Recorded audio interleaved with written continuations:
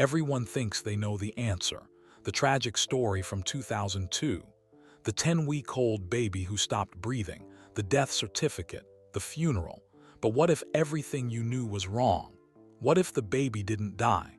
What if he grew up alone, believing his parents abandoned him because he was broken? What if, 22 years later, a single photograph changed everything? This isn't a story about death.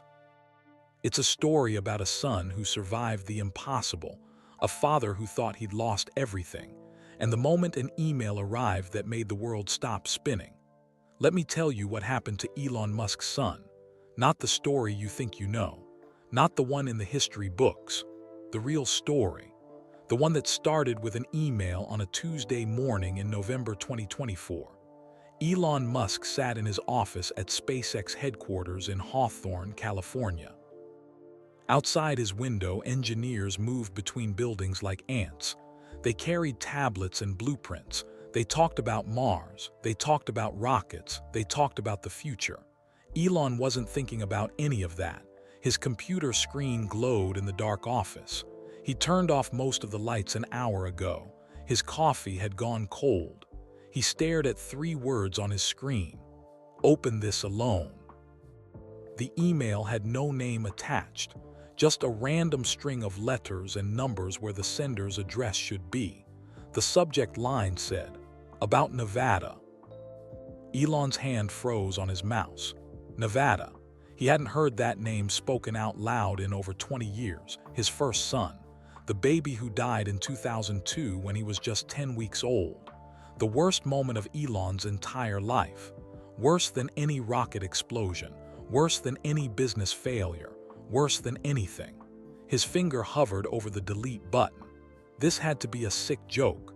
Some internet troll who'd read his Wikipedia page. Someone cruel enough to use a dead baby's name to get attention. He should delete it, block the sender. Maybe have security track them down, but he didn't delete it. Instead, he clicked. The email opened. No words inside, just 2 things. First, a photograph. Second, a set of coordinates. 39,296 degrees N, 198,138 degrees W. Elon looked at the photo. His breath caught in his throat. His hands started shaking so badly he had to put them flat on his desk. The photo showed a young man, maybe 22 or 23 years old. He sat in a wheelchair in what looked like a medical facility. White walls, clean floors, a window showing desert landscape behind him. The young man stared directly at the camera. He had dark hair, a little messy, a small smile, uncertain and shy. He had Elon's eyes, not just the same color, the same shape, the same exact way they tilted at the corners. The same intensity even through a photograph. Elon zoomed in on the photo. His heart pounded in his chest. This wasn't possible, it couldn't be real. Nevada had died, the doctors had confirmed it, the death certificate existed. Justine had held their son's tiny body, they'd said goodbye, hadn't they? A knock on his door made him jump. He quickly minimized the email. "Come in," he said. His voice sounded strange, too high. Marcus Webb stepped inside. Marcus ran security for SpaceX former Secret Service. Serious face, always wore dark suits. He'd worked for Elon for 8 years. "Mr. Musk, you okay?" Marcus asked. "You missed the 3 o'clock meeting. The Starship team is waiting." Elon looked at his watch. 4:47 p.m. He'd been staring at that photo for almost 2 hours. "Cancel it," Elon said. "Cancel the meeting. Cancel everything for the next 3 days." Marcus's eyebrows went up. Elon never canceled meetings. Never. When his other children were born, he'd taken conference calls from the hospital room. When Tesla almost went bankrupt, he'd slept on the factory floor but still made every meeting. "Everything?" Marcus repeated. "Everything." Elon stood up. His legs felt shaky. "I need the jet ready in 1 hour. Flight plan to Nevada. Small airstrip near Sparks." "Nevada? Mr. Musk, you have the investor call tomorrow morning. The one with—" "I don't care." Elon grabbed his phone from the desk. 1 hour, Marcus, and I'm going alone. Marcus opened his mouth to argue. Security never let Elon travel alone. Too many threats, too many crazy people, too many risks, but something in Elon's face stopped him. Yes, sir, Marcus said quietly. 1 hour. Marcus left. The door clicked shut. Elon opened the email again. He stared at those eyes, those impossible eyes. He opened a new window and typed in the coordinates. They pointed to a location in the Nevada desert, about 20 miles outside of Reno. Middle of nowhere, nothing there but sand and rocks and endless sky.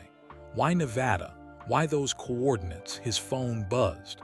A text from Kimball, his brother. Lunch next week. Elon didn't answer. He looked at the photo again. He'd had 5 other sons after Nevada died. Griffin and Vivian, the twins. Then the triplets, Kai, Saxon, and Damien. Then X, his youngest boy. He loved them all. He tried to be a good father, better than his own father had been. But Nevada had been first. Nevada had been the baby who made him understand what love really meant. The tiny human who'd fit in his arms while Elon worked on PayPal code late at night. The son who'd looked up at him with those same eyes now staring from his computer screen.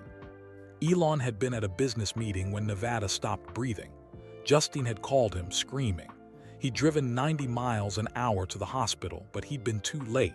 The doctors said it was SIDS, sudden infant death syndrome. It just happens sometimes. No reason, no explanation, no one's fault. Elon had never forgiven himself anyway. He pulled up his contacts and scrolled to Justine's name. First wife, Nevada's mother. They divorced years ago. She lived in Canada now, wrote books. They were friendly but not close. Too much pain between them, too many memories. His finger hovered over her name. What would he even say? Hey, I got a weird email with a photo of someone who looks like our dead son. She'd think he'd lost his mind. Maybe he had. He put the phone down without calling. Instead, he forwarded the email to himself on his phone. Then he deleted it from his computer. Cleared the trash, cleared the browser history. He didn't know why. Maybe he didn't want anyone else to see it. Maybe he didn't want proof he'd seen it in case this whole thing turned out to be nothing. Or maybe he didn't want proof in case it turned out to be something. 53 minutes later, Elon sat in his private jet on the runway. The pilot announced takeoff. The engines roared. California dropped away beneath them. Elon opened the photo on his phone again. He'd looked at it maybe 100 times already. Each time his heart did the same painful jump. Those eyes, that face, the slight smile that looked nervous and hopeful at the same time. The Nevada desert stretched out below the plane, brown and gold and endless. He'd built his fortune in California, built his companies, built his reputation. But Nevada, the state, the place, had taken something from him that no amount of money could buy back. Or had it? His phone buzzed. Marcus, security team wants to follow in second plane. Elon texted back, no. Marcus, at least let me come with you. Elon's no. Marcus, this isn't safe. Elon, I don't care. He turned off his phone. The plane began its descent 40 minutes later. The small airstrip near Sparks appeared below them. One runway, one building, nothing else for miles. The kind of place where people didn't ask questions. Elon's hands wouldn't stop shaking. The face in that photo shouldn't exist, couldn't exist. Nevada Alexander Musk had died on a morning in 2002 in a hospital in Orange County, California. Elon had seen the death certificate. He'd been to the funeral. He'd held Justine while she sobbed. So who was the young man in the wheelchair? And why did he have Elon's eyes? The plane touched down hard. Elon felt the jolt through his entire body. He grabbed his small bag and walked down the stairs before the engines had fully stopped. The Nevada air hit him like a wall, dry, hot, even in November. A black rental car waited on the tarmac, keys in the ignition. Marcus had arranged it before Elon turned off his phone. Good old Marcus, always prepared. Elon threw his bag in the back seat and got behind the wheel. He pulled out his phone and stared at the coordinates again. 23 miles northeast. He typed them into the car's GPS. The robotic voice said, "Proceed to the route." Elon drove. Highway 80 stretched ahead of him, cutting through desert and sky. He passed Reno on his left, the city where everything had ended 22 years ago. He hadn't been back since, not once. Even when Tesla had business in Nevada, he'd sent other people. He couldn't do it, couldn't breathe the same air, but he was breathing it now. His mind drifted back to 2002. Back to when he was younger and stupider and thought he could control everything with enough work and enough hours and enough brilliance. He'd been 31 years old. Justine had been 29. They'd married young and fast, fell in love in college. She was a writer. He was an entrepreneur. They'd moved to California to build his dream, XCOM, which would become PayPal. The company was eating him alive. 18-hour days, 20-hour days. Sometimes he didn't come home at all. He'd sleep under his desk. Wake up, write more code, fix more problems, fight more battles with his board of directors who thought he was too young, too reckless, too everything. Then Nevada was born. May 2002, Orange County, a perfect baby boy, 7 pounds 3 ounces, tiny fingers that wrapped around Elon's thumb, dark hair like Justine's, but those eyes were all Elon. "He's going to change the world," Elon had whispered in the hospital room, just like his dad. Justine had laughed, tired but happy. Let him learn to hold his head up first. Elon had meant it, though. He'd held Nevada and made promises. Silent promises. "I'll give you everything. I'll show you the stars. I'll teach you how to think, how to build, how to dream." He'd gone back to work 3 days later. The company needed him. The board was trying to remove him as CEO. His partners were fighting him on the direction of the product. Everything was falling apart. He had to fix it, had to save it. Just a few more weeks of crazy hours, then he'd slow down, be a better dad. Be present, just a few more weeks. 10 weeks after Nevada was born, Justine called him at the office. Elon remembered every second of that call. He'd been in a meeting, arguing with the CFO about burn rate. His phone rang. He almost didn't answer, but something made him look. Justine's name on the screen. He'd stepped outside. "Hey, I'm in a meeting. Can I call you back in?" "Elon," she was screaming, actual screaming. "Something's wrong with Nevada. He won't wake up, he won't." The phone clattered, background noise, sirens. Someone shouting medical terms he didn't understand. Elon ran to his car, drove 90 miles an hour down the 405, called Justine back 50 times. No answer, called the house. No answer, called hospitals. Which hospital? He didn't know which hospital. He found them at Orange County Children's Hospital, CHOC. The letters burned in his memory forever. Justine sat in a waiting room. Her face was white, completely white. Like all the blood had drained out. "Where is he?" Elon asked. She just pointed. A doctor came out. Young guy, maybe 30. He had that look, that careful, practiced, sympathetic look that doctors learn in medical school. "Mr. and Mrs. Musk." "Where's my son?" Elon demanded. "Please sit down." "I don't want to sit down. Where's Nevada?" The doctor's face said everything. "I'm very sorry. We did everything we could, but he'd been without oxygen for too long. By the time the paramedics arrived." Elon didn't remember the rest. He remembered Justine's scream. He remembered his own knees hitting the floor. He remembered a nurse bringing them to a small room where Nevada lay on a table, too still, too quiet, too gone. He'd looked asleep. That's what destroyed Elon. Nevada looked like he was sleeping. Like any second, those tiny eyes would open and everything would be okay. But they didn't open. The doctor explained SIDS, sudden infant death syndrome. It happened. No warning, no prevention. Nothing anyone could do. 1 in 1,000 babies, just terrible luck. So sorry, so very sorry. They'd spent 3 hours in that room, holding Nevada, saying goodbye. Justine had sobbed until she had no voice left. Elon had just gone numb, empty. Like someone had reached inside his chest and removed everything important. The funeral was small. Justine's family, Elon's brother Kimball, a few close friends. Elon wore a black suit and felt nothing, nothing at all. Justine held his hand and felt everything. They tried to stay together, tried to work through it, but grief is a monster. It ate their marriage from the inside. Justine wanted to talk about Nevada. Elon couldn't. Justine wanted to slow down, focus on healing. Elon worked harder, longer, faster. If he stopped moving, he'd have to feel. He couldn't feel. They divorced in 2008.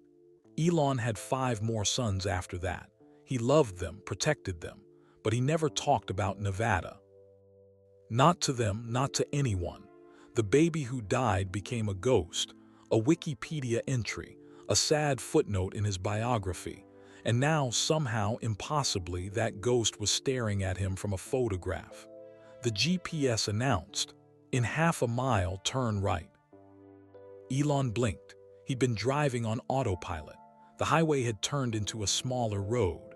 The smaller road had turned into basically nothing, dirt and scrub brush and rocks. He turned right onto an unmarked path. The car bounced over ruts and holes. Dust rose behind him in a cloud. His hands gripped the steering wheel so tight his knuckles turned white. A building appeared ahead. It sat alone in the desert like something from a dream. 2 stories, modern design, lots of glass and white panels. Solar panels on the roof, a small parking lot with 3 cars, a sign near the entrance, Sunrise Medical Research Center. Elon had never heard of it. He parked the car, turned off the engine, sat there. His heart pounded so loud he could hear it in his ears. His mouth was dry, his hands still shaking. This was crazy. This was impossible. Dead babies didn't come back. Medical miracles didn't happen in secret facilities in the Nevada desert. This had to be a scam, a trick, someone messing with him. But those eyes. Elon got out of the car. The desert sun beat down. No clouds, no shade. Just blue sky and hot air and the sound of wind across sand. He walked toward the entrance. His legs felt strange, too light, like he might float away. The door opened before he reached it. A woman stepped out, Asian, maybe 45, white doctor's coat, kind face, tired eyes. She smiled, but it was sad. "Mr. Musk," she said, not a question, a statement. "We've been waiting for you. My name is Dr. Sarah Chen." Elon's voice came out rough. "What is this place?" "It's a long-term care facility. We specialize in neurological cases, patients who need constant support but can live relatively normal lives." "Who sent me that email?" Dr. Chen's smile grew sadder. "I did. I'm sorry for the mystery, but I needed you to come. I needed you to see." "See what?" She looked at him for a long moment, like she was deciding something, like she was choosing her next words very carefully. "Mr. Musk, what do you know about experimental SIDS treatments from the early 2000s? "Nothing. There are no treatments for SIDS. That's the whole point.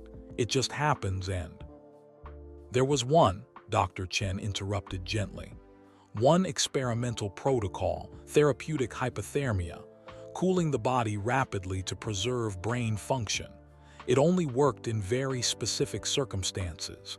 The timing had to be perfect. The intervention had to happen immediately. And even then, the success rate was less than 1%. Elon stared at her. His brain felt slow, stupid. "What are you saying?" Dr. Chen stepped aside, gestured toward the door. "I'm saying that 22 years ago, a baby named Nevada Alexander Musk was brought to a hospital in Reno. He'd stopped breathing. Everyone thought he was gone. But a nurse named Patricia Rodriguez had just finished training in the new protocol. She tried it anyway. A last, desperate attempt." Elon couldn't breathe, couldn't move. "And it worked," he whispered. Dr. Chen's eyes filled with tears. "It worked," she said. "Your son is alive, Mr. Musk. He's been alive this entire time, and he's been waiting to meet you." She opened the door wider. "He's in room 7. Elon didn't move. His feet felt stuck to the ground, glued there by fear or shock or something he didn't have a name for. "Room 7, he repeated. The words felt foreign in his mouth. Dr. Chen nodded. She held the door open, waiting, patient. I don't understand, Elon said. The hospital in Orange County, they said he was dead. Justine and I, we saw him, we held him.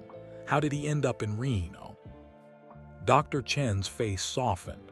Please come inside, it's a long story. You should sit down for this. I don't want to sit down. Elon's voice came out harder than he meant. I want answers right now. A pause. Desert wind whistled between them. Okay, Dr. Chen said quietly. The short version, Nevada was transferred to renowned regional medical center in Reno for the experimental treatment.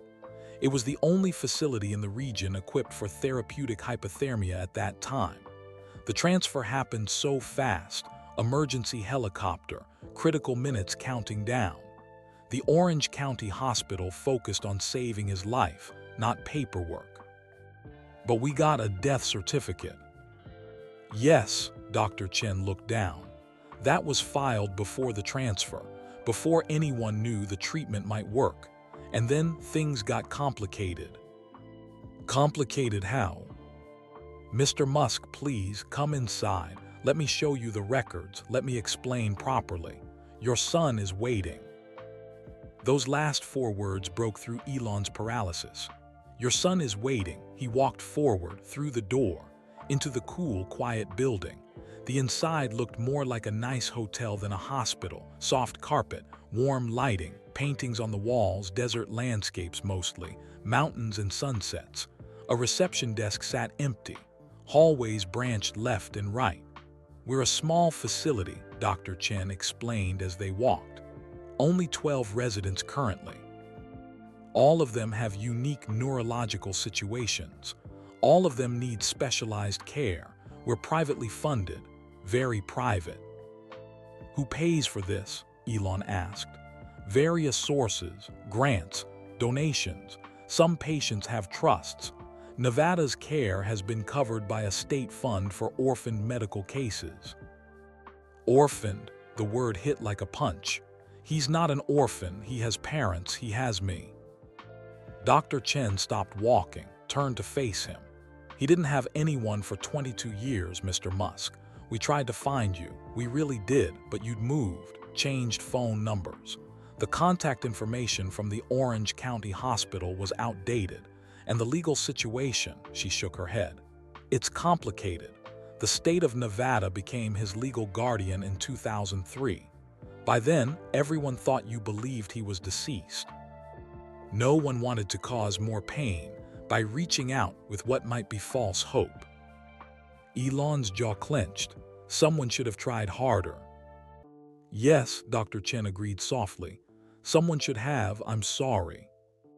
They stood in the hallway. Elon could hear sounds from behind doors, a television playing, someone laughing, normal sounds, life sounds. Somewhere in this building, his son was alive, his son who should be dead, his son who he'd mourned for 22 years. Why now? Elon asked. Why contact me now? Dr. Chen started walking again. Elon followed. Patricia Rodriguez, she said. The nurse who saved Nevada's life. She retired 10 years ago, moved to Arizona. She carried the secret with her because the situation was messy, legally messy, ethically messy. She'd made decisions in the heat of the moment that bypassed normal protocols. She was afraid of lawsuits, afraid of losing her license. So she stayed quiet. That's insane. It is, Dr. Chen agreed. But people do strange things when they're scared. Patricia died last year, cancer.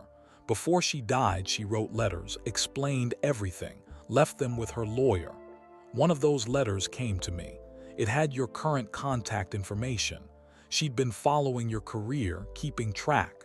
She wanted Nevada to know his father someday. They reached a door.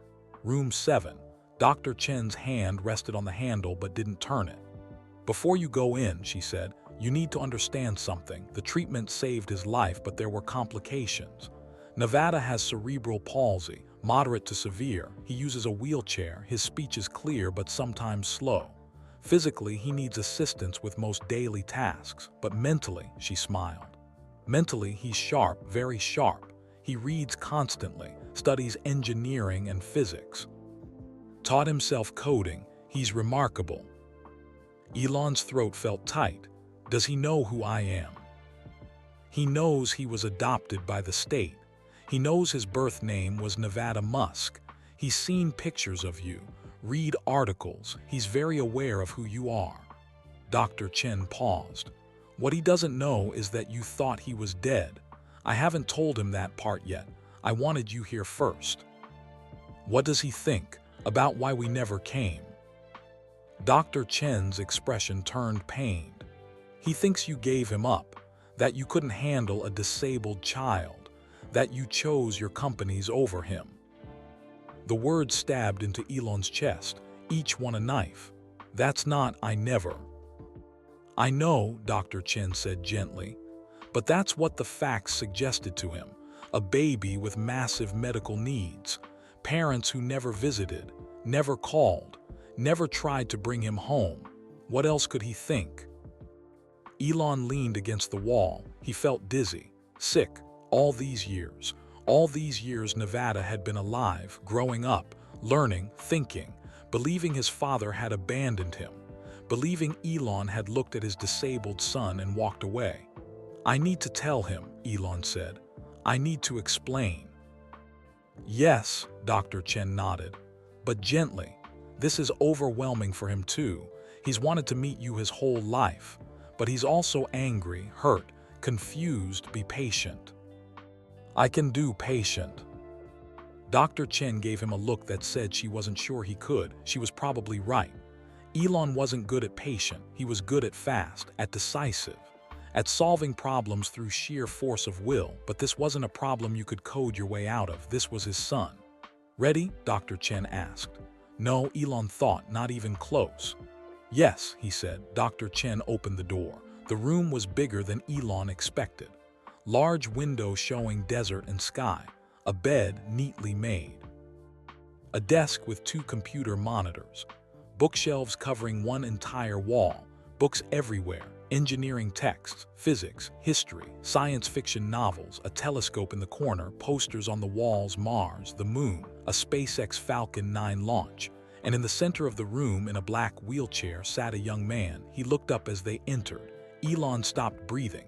The photograph hadn't prepared him, not really. In person, the resemblance was overwhelming. This wasn't just similar. This was like looking at himself 20 years ago.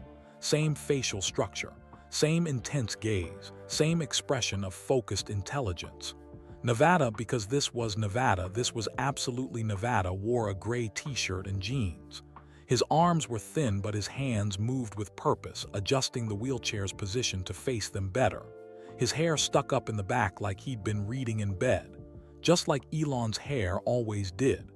Hello, Nevada said. His voice was clear. A little careful, like he had to think about forming each word, but clear. Are you my father? 4 words, just 4 words, but they contain 22 years of questions, 22 years of waiting, 22 years of hope and anger and confusion and longing. Elon's vision blurred. He blinked hard. When was the last time he'd cried? He couldn't remember. Years, maybe decades. Yes, he managed. His voice broke on the word. Yes, I'm your father.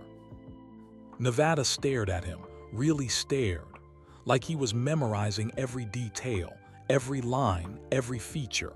You're taller in person, Nevada said finally. The pictures don't show that. Elon almost laughed, almost. You look like me. Everyone said you would, but you really do. I know. Nevada's hands gripped the wheelchair armrests.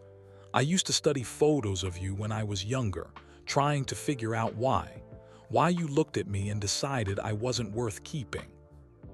The words hit like bullets. Dr. Chen stepped forward. Nevada, there's something you need to know. Your father didn't. It's okay, Elon interrupted. He moved closer, slowly, like approaching something fragile. She's right. There's a lot you need to know. But first, can I just look at you for a minute? Nevada's expression shifted, suspicious. Guarded, but underneath Elon saw it. Hope, desperate, fragile hope. "Okay," Nevada said quietly.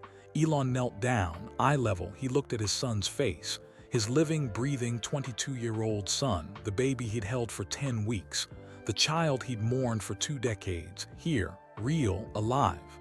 "I thought you were dead," Elon whispered. Nevada's eyes widened. "What?" "I thought you died. They told us you died. Your mother and I, we held you in the hospital. We had a funeral. I've thought you were dead for 22 years. Nevada's mouth opened, closed. No words came out. Dr. Chen spoke softly. "It's true, Nevada, your father never knew you survived.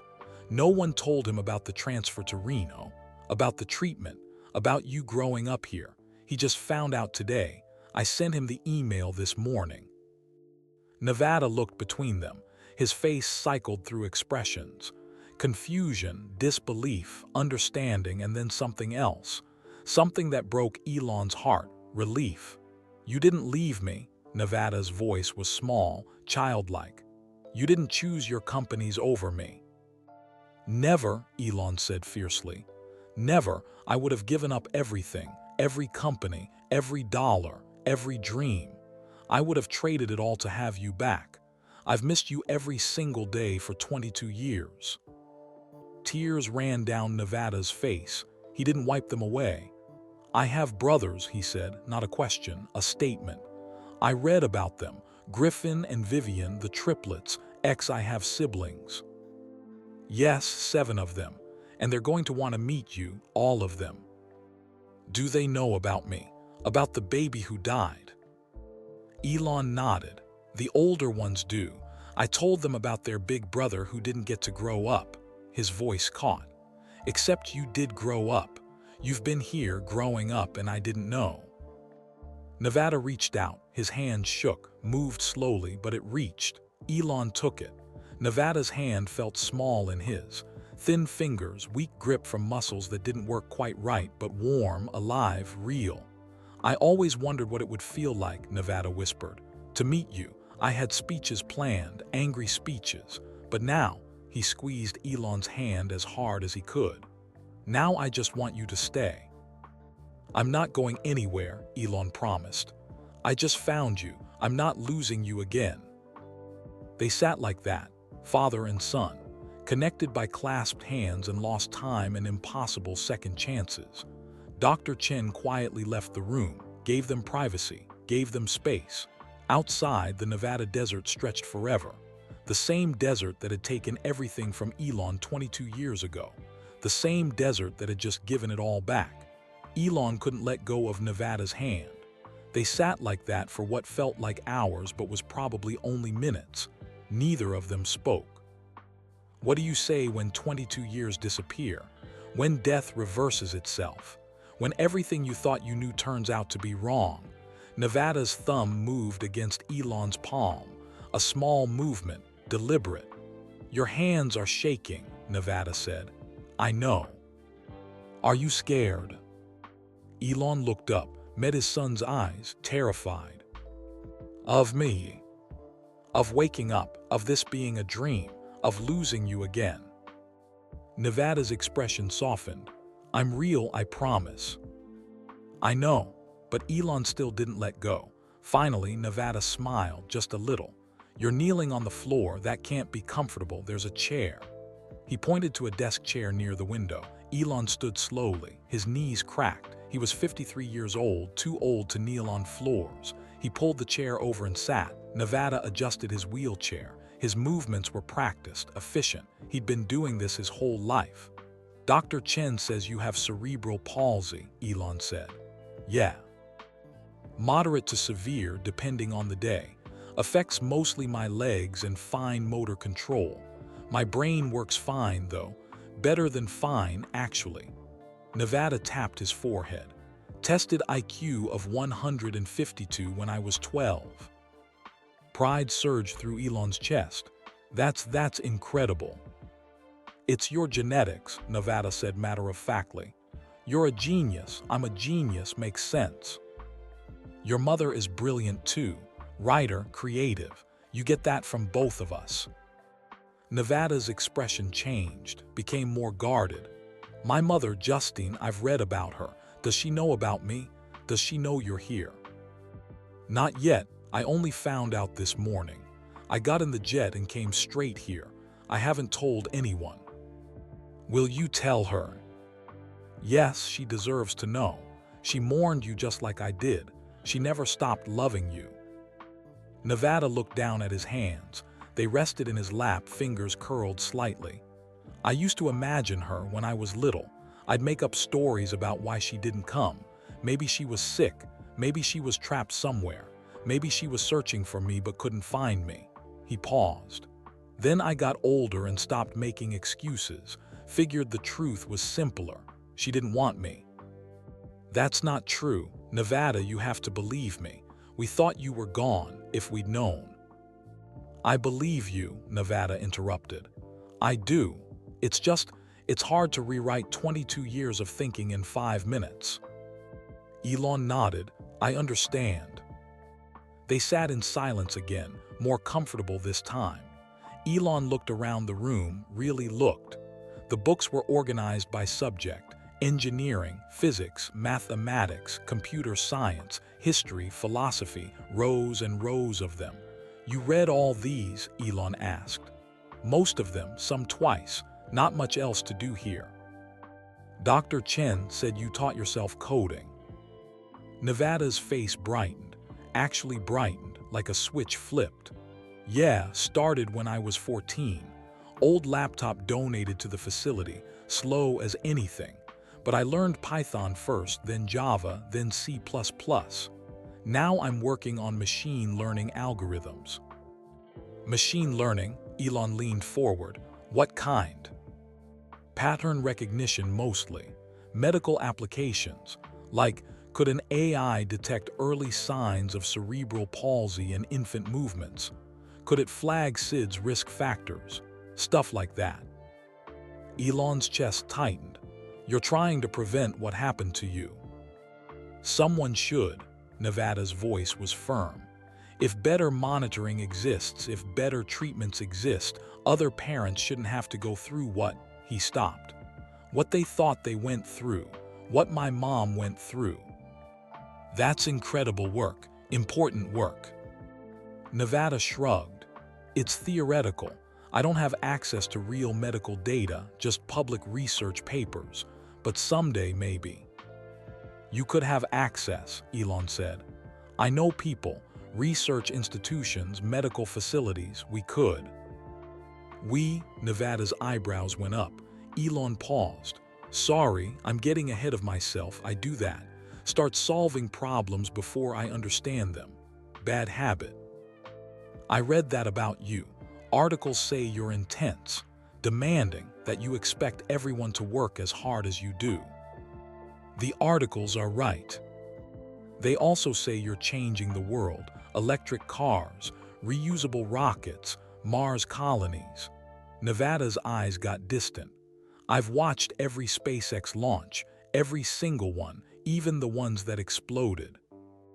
Especially the ones that exploded, Elon said with a slight smile. Those taught us the most. Launch 4 was my favorite, first successful landing of the Falcon 9 booster. December 2015. I was 13. Stayed up until 3 a.m. watching the live stream. When that rocket landed, I cried. Elon remembered that launch. The whole control room had erupted. Years of work, years of failure, finally succeeding. He'd cried too, though he'd never admit it publicly. Why was that your favorite? Elon asked. Nevada looked at him, really looked at him. Because it proved something impossible was possible. Everyone said you couldn't land a rocket, waste of money, waste of time, it would never work, but you did it anyway. You made the impossible real. He paused. Kind of like right now, you sitting here.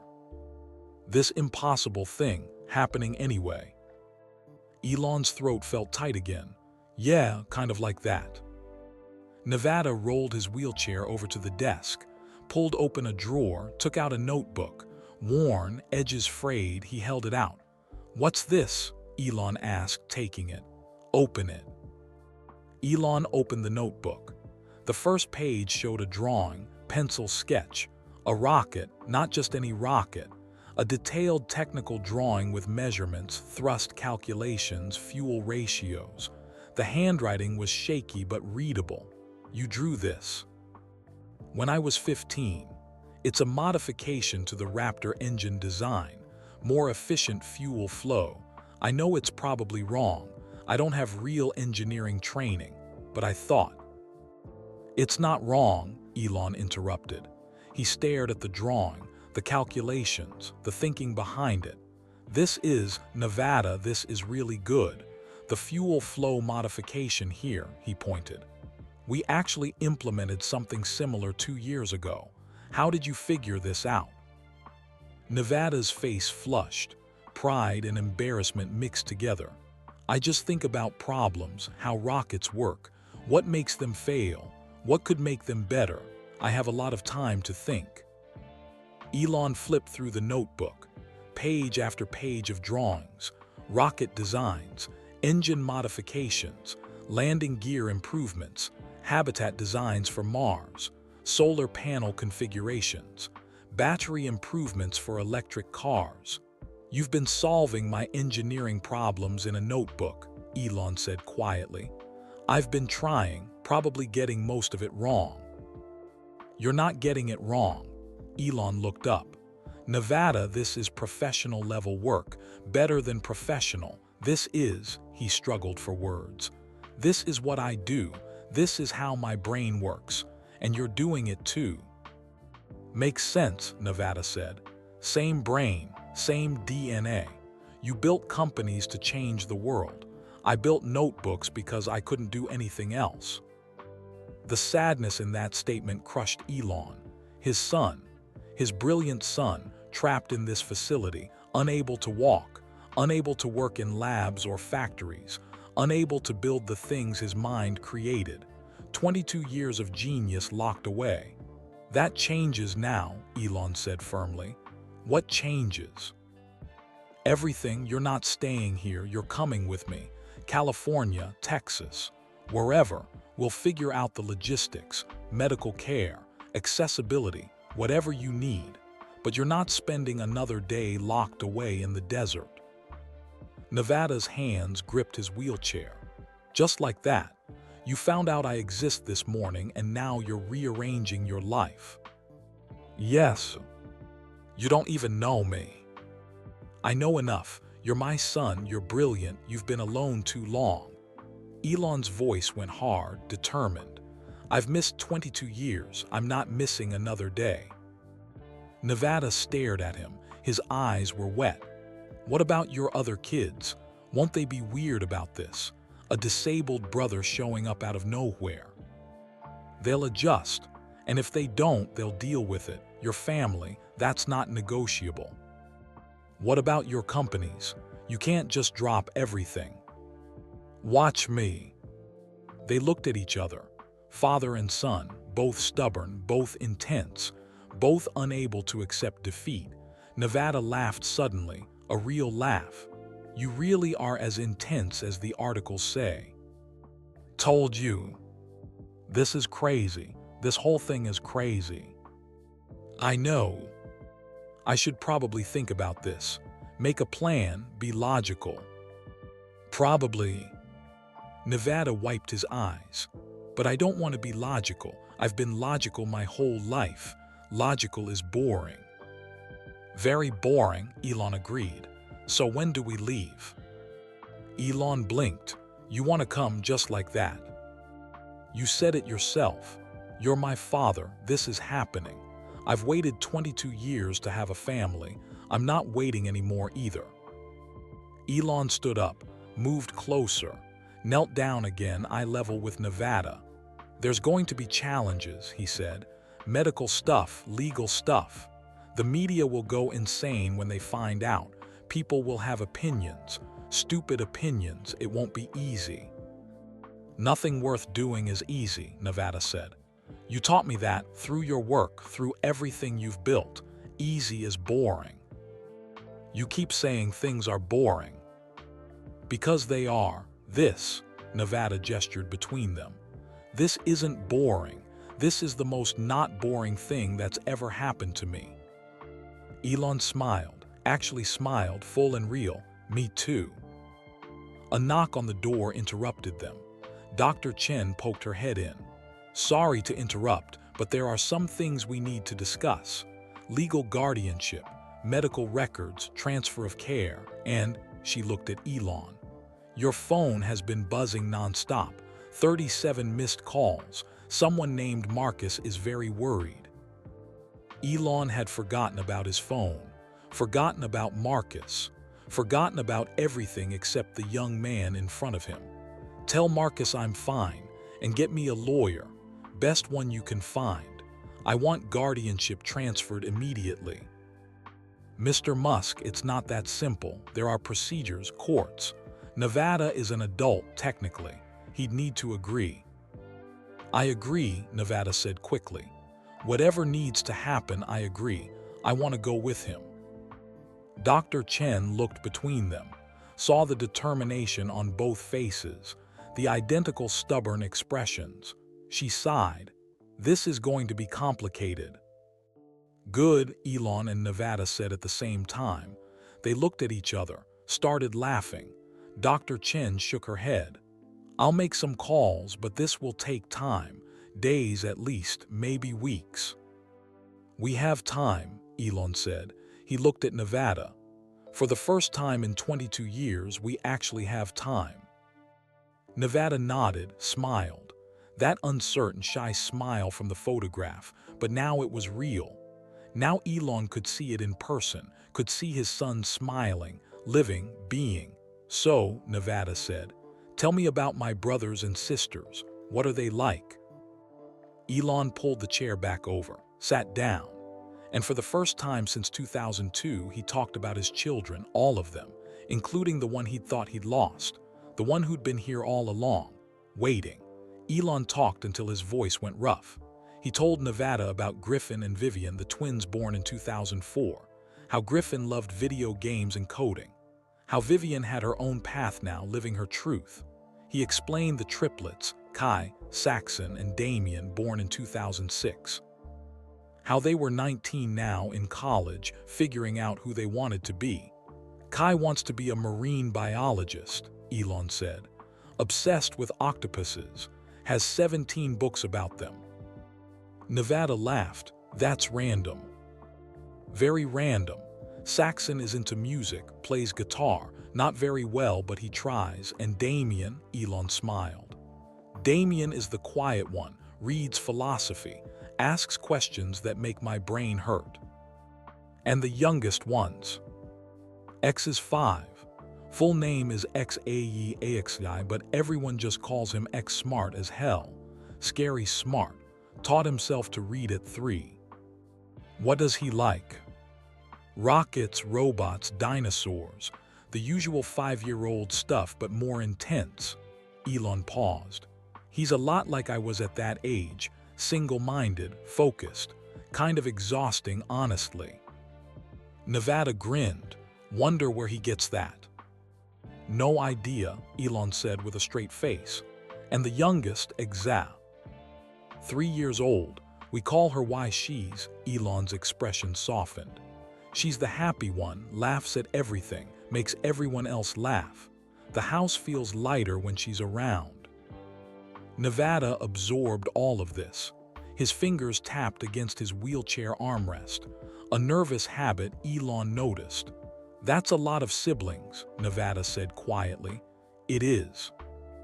Do you think they'll like me? Yes. You answered really fast. Because I'm sure they'll love you. Nevada looked uncertain. I'm different from them. I can't do normal brother stuff. Can't play sports. Can't roughhouse. Can't even go for a walk. So what? Elon leaned forward. You can do things they can't. You taught yourself coding. You design rockets. You solve engineering problems in notebooks. That's worth 10 sports games. Try telling that to a 5-year-old. X will understand. He cares about rockets more than anything else. You two will get along great. Nevada bit his lip. What about the older ones, the twins and triplets? They're adults. They have their own lives. Why would they want a disabled brother suddenly showing up? Because you're their brother. That's reason enough. Is it though? Elon heard the real question underneath. The fear. Nevada had spent 22 years believing his parents rejected him. Why wouldn't siblings reject him too?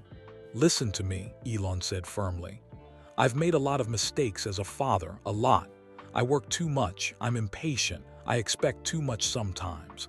But I taught my kids one thing right: family matters. Family shows up, always. Even for someone they've never met. Especially then. Nevada went quiet. His hands stopped tapping. He looked out the window at the desert. The sun was getting lower. Orange light painted the rocks and sand. I used to make up stories, he said softly. When I was little, about what my family was like. I'd imagine a mom who baked cookies, a dad who taught me to ride a bike. Obviously that wouldn't work, he gestured at his legs. But I'd imagine it anyway. Brothers and sisters who'd visit on weekends. Birthday parties, holidays, normal stuff. That must have been hard. It was. Nevada's voice got smaller. Other kids in the facility had visitors, parents, grandparents, somebody. I just had Dr. Chen and the nurses. They were nice, really nice, but it's not the same. Elon felt like someone was squeezing his heart. I'm so sorry. It's not your fault, you didn't know. I should have known. Somehow I should have known. Nevada turned back to him. How? You thought I was dead. That's not your fault either. Someone should have told us, should have found us, should have tried harder. Yeah, Nevada's jaw tightened. They should have. The anger in those words surprised Elon, but it made sense. Nevada had every right to be angry at the system, at the hospital, at everyone who'd failed to connect the pieces. Dr. Chen said there was a nurse, Elon said. Patricia Rodriguez, she saved your life. I know, she visited sometimes, when I was growing up, brought me books, taught me chess. Nevada smiled sadly. She died last year, cancer. I was sad, but also I was angry. She never told me the truth, never explained why my parents didn't come. Let me believe they abandoned me. She was protecting herself, the legal issues. I know, Dr. Chen explained, doesn't make it less wrong. Nevada's hands clenched. I lost 22 years with you, with Mom, with siblings I didn't know existed, because people were scared of lawyers. Elon had no answer for that. Nevada was right, completely right. We can't get those years back, Elon said finally. But we have now, we have tomorrow, we have however long. His voice broke. Nevada's expression shifted, became gentle. Hey, it's okay, I'm here now, that's what matters. Is it enough just now? It has to be. Nevada reached out, took Elon's hand again. I've learned something living in this place. Time is weird. It's not about how much you have. It's about what you do with it. Elon squeezed his son's hand. When did you get so wise? Lot of time to think, remember. They smiled at each other. The anger faded. Just two people trying to figure out an impossible situation. Can I show you something? Nevada asked. Anything. Nevada rolled over to his desk, opened a drawer, pulled out a folder, old, worn at the edges. He handed it to Elon. Inside were newspaper clippings, printed articles, screenshots all about Elon, SpaceX launches, Tesla announcements, interviews, photos, organized chronologically. Some articles dated back 15 years. I've been following you since I was 8, Nevada said. Dr. Chen helped me access news sites. I'd read everything, every interview, every article, trying to understand who you were. Elon flipped through the pages, his life documented by his son from a distance, like a scientist studying something unreachable. What did you think? Elon asked, reading all this. Nevada considered. At first I was angry. You were out there changing the world while I was stuck here. Seemed unfair. But then he paused. Then I started understanding. You were trying to make humanity better, electric cars to save Earth, rockets to give us a backup planet. That's not small stuff. That matters. It does matter, but so do you. You should have mattered more. I did matter, just to different people. The nurses here, Dr. Chen, the other residents, I helped them sometimes, tutored the younger kids, fixed their computers, mattered in small ways. Small ways are still ways.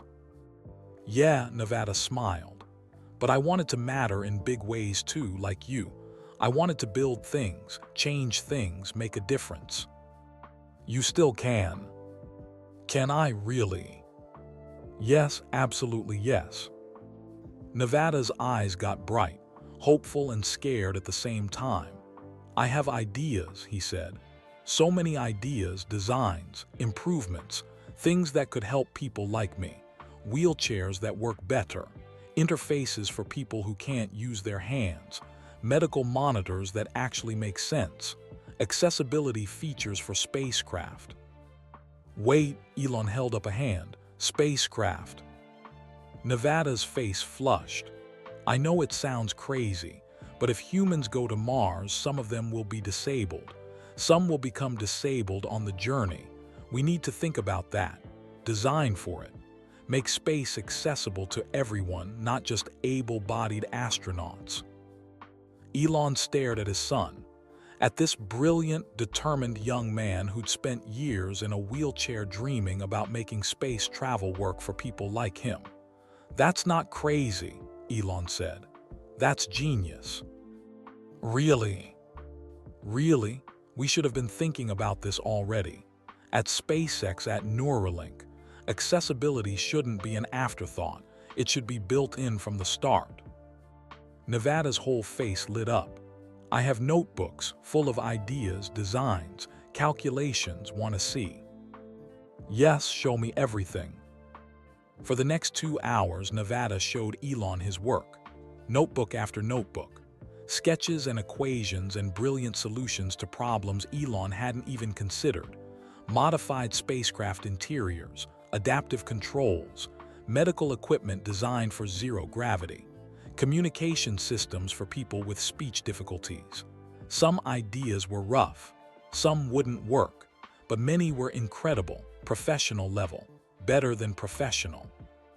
This one, Elon pointed to a design for a wheelchair that could transition between Earth gravity and zero gravity. This is revolutionary. Have you shown this to anyone? Who would I show it to? Dr. Chen. The nurses, they're great, but they're not engineers. You need to publish this, patent it, get it out there. Nevada laughed, bitter. I'm a disabled guy in a care facility. No degree, no credentials. No one would take me seriously. They will now. You're a Musk. That opens doors. Nevada's expression changed, became complicated. Is that who I am, a Musk? You were born a Musk. You've always been a Musk. But I grew up as, Nevada paused. I don't even know what I grew up as. Nevada Rodriguez, because that's what Patricia called me. Nevada Smith on legal documents, generic last name for state wards, but never Musk. That felt like pretending, like claiming something that wasn't mine. It is yours. It was always yours. Nevada looked down at his hands. It's going to take time to feel real, to believe this isn't just a dream. I know the feeling. They sat quietly. The room had gotten darker. Sunset painted the desert in deep oranges and purples. A knock on the door. Dr. Chen again. Sorry to interrupt, but Nevada needs his evening medications, and you should eat, both of you. When was the last time either of you had food? Elon realized he couldn't remember. Breakfast. Maybe. Time had become meaningless today. I'll have food brought up, Dr. Chen said. And Mr. Musk, there's a hotel about 15 miles away. I can arrange a room. No, Elon said quickly. I'm staying here. Is there a chair, a couch? I'll sleep in the room. Dr. Chen looked at Nevada. Is that okay with you? Nevada nodded fast. Yes, that's okay. There's a recliner in the common room. I can have it moved in here. Perfect. Dr. Chen left. Nevada turned to Elon. You don't have to stay, Nevada said. I know you have things to do, important things. Nothing more important than this. I've been alone for 22 years. One more night won't. No, Elon's voice was firm. No more nights alone, not if I can help it. Nevada's eyes went wet again. He wiped them quickly. Okay, you can stay. They ate dinner together. Sandwiches from the facility kitchen, nothing fancy. But it was the best meal Elon had eaten in years because he was eating it with his son. His son who'd been dead. His son who was alive. His son who'd been waiting all along. Later, after Nevada took his medications and got ready for bed, after the recliner was moved in and the lights turned low, Elon sat in the darkness and watched Nevada sleep. The young man's breathing was even, peaceful. One arm hung off the side of the bed. Elon remembered that. Baby Nevada used to sleep the same way. One tiny arm always escaping the blanket. Elon would tuck it back in. Nevada would wiggle it free again. Some things never changed. Elon pulled out his phone, looked at the 37 missed calls, the 100+ texts. Marcus, Kimball, board members, employees, everyone wondering where he was, what he was doing, why he disappeared. He typed one message, family emergency, I'm fine. Back when I can. Then he turned off his phone. For the first time in decades, work could wait. His son needed him more. Morning came slowly. Desert light crept through the window. Elon woke with a stiff neck and an aching back. The recliner wasn't designed for sleeping. He didn't care. Nevada was still asleep, curled on his side. Blanket tangled around his legs, peaceful. Elon watched him breathe, just breathe. Proof that this was real. That yesterday had actually happened. A soft knock on the door. Dr. Chen poked her head in. Morning, she whispered. Coffee. Elon nodded, carefully stood up. Every muscle protested. He was too old for recliners. He followed Dr. Chen into the hallway. She led him to a small office. Neat desk, filing cabinets, window overlooking the desert, 2 cups of coffee already waiting. Black, right? Dr. Chen said. I Googled you. Elon smiled slightly. Black is fine. They sat, the coffee was strong. Good, Elon needed it. We need to talk, Dr. Chen said. About Nevada, about what happens next. He comes with me. We already decided. It's not that simple, Mr. Musk. There are medical considerations. Nevada needs specialized care. Physical therapy 3 times a week. Occupational therapy twice a week. Regular neurologist appointments. Medications that have to be taken at specific times. Dietary restrictions because some medications affect his stomach. I can handle that. I'll hire nurses, therapists, whatever he needs. And there are legal complications. Dr. Chen opened a folder, thick stack of papers. Nevada is 22, legally an adult, but the state of Nevada has been his guardian since 2003. Transferring that will require court approval, background checks, home visits. It could take months. Then we start now, today. File whatever paperwork is needed. Dr. Chen sighed. There's more you need to know, things I haven't told you yet. Something in her voice made Elon's stomach tighten. What things? She pulled out another document, medical records, pages and pages of them. When Patricia Rodriguez used the therapeutic hypothermia protocol, she saved Nevada's life. But the brain damage was extensive. The first 5 years were critical. Multiple surgeries, seizures, infections, times we thought we'd lose him. But he survived.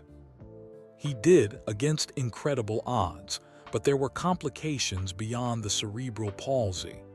Dr. Chen looked uncomfortable.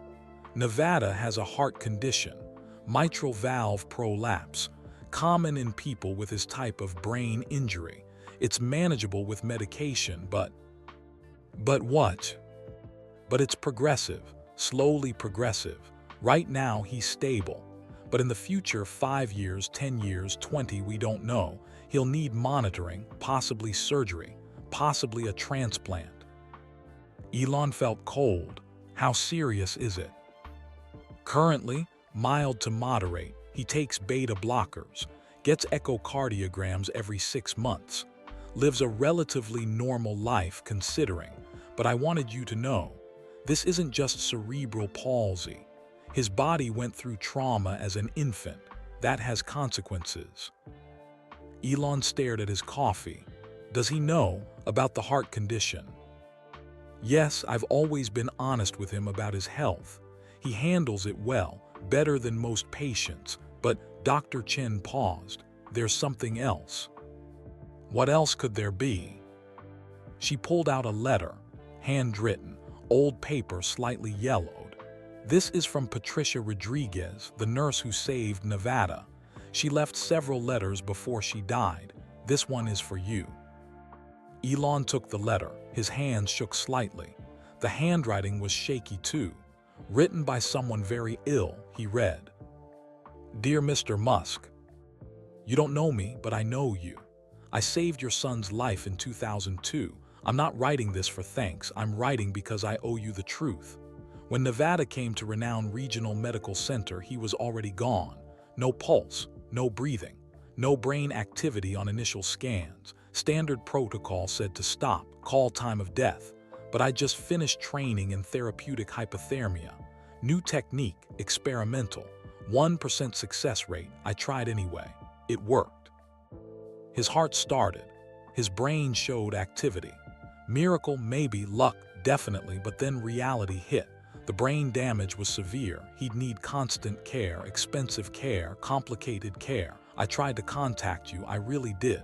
Called the numbers from his Orange County hospital records, disconnected, called your company. They said you weren't available, left messages, no response. I didn't know you'd moved. Didn't know you'd changed everything to escape the grief. The hospital administrators got involved. Legal department, ethics committee. They said we had a problem. Nevada was technically declared dead in Orange County. Death certificate filed. How do you undo that? How do you tell parents their baby died, then actually know, surprise, he's alive but severely disabled? They decided not to tell you. I'm sorry. I'm so sorry. I fought them. I really did. But I was young, scared of lawsuits, scared of losing my license. So I stayed quiet. And the years passed, and it got harder and harder to speak up. Nevada grew up believing you abandoned him. That's my fault. I should have told him the truth, should have found you, should have tried harder. I'm dying now. Lung cancer, stage 4, no more time for cowardice. That's why I'm writing. That's why I'm making Dr. Chen promise to find you. Your son is extraordinary, brilliant, kind, determined. He deserved better than what life gave him. He deserved you. I hope you can forgive me. I hope Nevada can forgive me. I hope 22 years isn't too late for second chances. With regret and hope, Patricia Rodriguez, RN. Elon finished reading, put the letter down, couldn't speak. Dr. Chen waited, patient, understanding. She tried, Elon finally said. His voice was rough. She did. But not hard enough. No, not hard enough. Elon's hands clenched into fists. The administrators, the legal department, they made a choice. They chose to protect the hospital instead of he couldn't finish. I know, it was wrong, completely wrong. Are they still there, the people who made that decision? Most have retired. One died. The hospital itself restructured in 2010. Different administration now. Good, because if they were still there, Elon stopped himself, took a breath. Sorry, I'm angry. You have every right to be angry. Do I? I wasn't exactly easy to reach in 2002. I was building PayPal, working insane hours, changed phone numbers because reporters kept calling. I made myself disappear. He laughed bitterly. Maybe they couldn't find me because I didn't want to be found. That's not fair to yourself. You were grieving. So was Justine, but she would have answered. If someone had tried harder, if someone had called her, or Kimball, or my mother, anyone in my family, someone would have answered. Dr. Chen nodded. You're right, the system failed. Multiple people failed. There's plenty of blame to go around. They sat in heavy silence. What do I tell Nevada? Elon asked.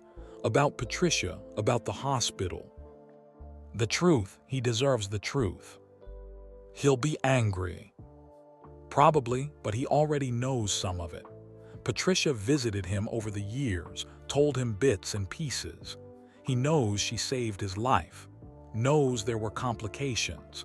He doesn't know all the details about the administrators, about the decisions not to contact you, but he suspected something was off. Elon picked up the letter again. Read it once more. She said he's extraordinary, Elon said softly. He is. She said he deserved better. He did, he does. I'm going to give him better, whatever it takes, whatever he needs. Money, resources, opportunities, everything I couldn't give him before. Dr. Chen's expression turned cautious. Mr. Musk, I understand the impulse, but Nevada isn't a project to fix. He's a person with his own wants, his own needs, his own pace. I know that. Do you? Because in my experience, very successful men sometimes try to solve their children like they solve business problems. Throw money at it. Hire experts. Implement solutions. But people aren't problems. Elon bristled. I'm not trying to fix him. I'm trying to help him. Good, because Nevada doesn't need fixing. He needs a father. There's a difference. The words stung, but they were true. I don't know how to be his father, Elon admitted. I missed everything. First words, first steps. Well, he never took steps, but first everything. Birthdays, milestones, all of it. How do I make up for that? You don't, you can't. Making up for lost time is impossible. Dr. Chen's voice softened. But you can start from here, from now. Build something new instead of trying to repair something broken. What if I'm not good at it, being his father? Then you'll mess up, and you'll try again. That's what parenting is, continuous trying. Elon rubbed his face, tired, overwhelmed, more scared than he'd been in years. There's one more thing, Dr. Chen said hesitantly. What? She pulled out another medical document, recent, last month's date. Nevada's last cardiac evaluation showed some changes, small changes. The mitral valve prolapse is progressing slightly faster than we'd like. Not emergency level, but she paused. His cardiologist recommends increased monitoring, possible medication adjustment, and we need to start thinking about long-term planning. Long-term planning. For if the condition worsens significantly, quality of life considerations, advanced directives, the things no one wants to think about but should. Elon felt sick. You're talking about. I'm talking about being prepared. Nevada's condition is manageable now, could be manageable for decades, but could also worsen faster. We don't know. Medicine isn't exact. I just found him. Elon's voice broke. I just got him back. I know, and hopefully you'll have many years together, but you asked for the truth. This is the truth. Nevada's health is complicated, always will be. Elon stood up, walked to the window, stared at the desert. The same desert that had hidden his son for 22 years. The same desert that might not give him enough time to make up for those lost years. Does Nevada know, he asked, about the evaluation? Yes, we discussed it last week. He took it calmly. Said he'd lived on borrowed time since he was 10 weeks old. Every day was a gift. He's 22. He shouldn't be thinking like that. Most 22-year-olds don't, but Nevada isn't most 22-year-olds. Elon turned back. What does he want? Has he told you? He wants what everyone wants: to matter, to be loved, to do something important with whatever time he has. Dr. Chen smiled. He wants to know his family, meet his siblings, work on real projects instead of just notebooks. He wants to live, Mr. Musk, not just survive. Then that's what we'll do. Elon's jaw set, determined. Whatever he wants, however long we have, we'll make it count. Good. They finished their coffee in silence. Outside, the sun climbed higher.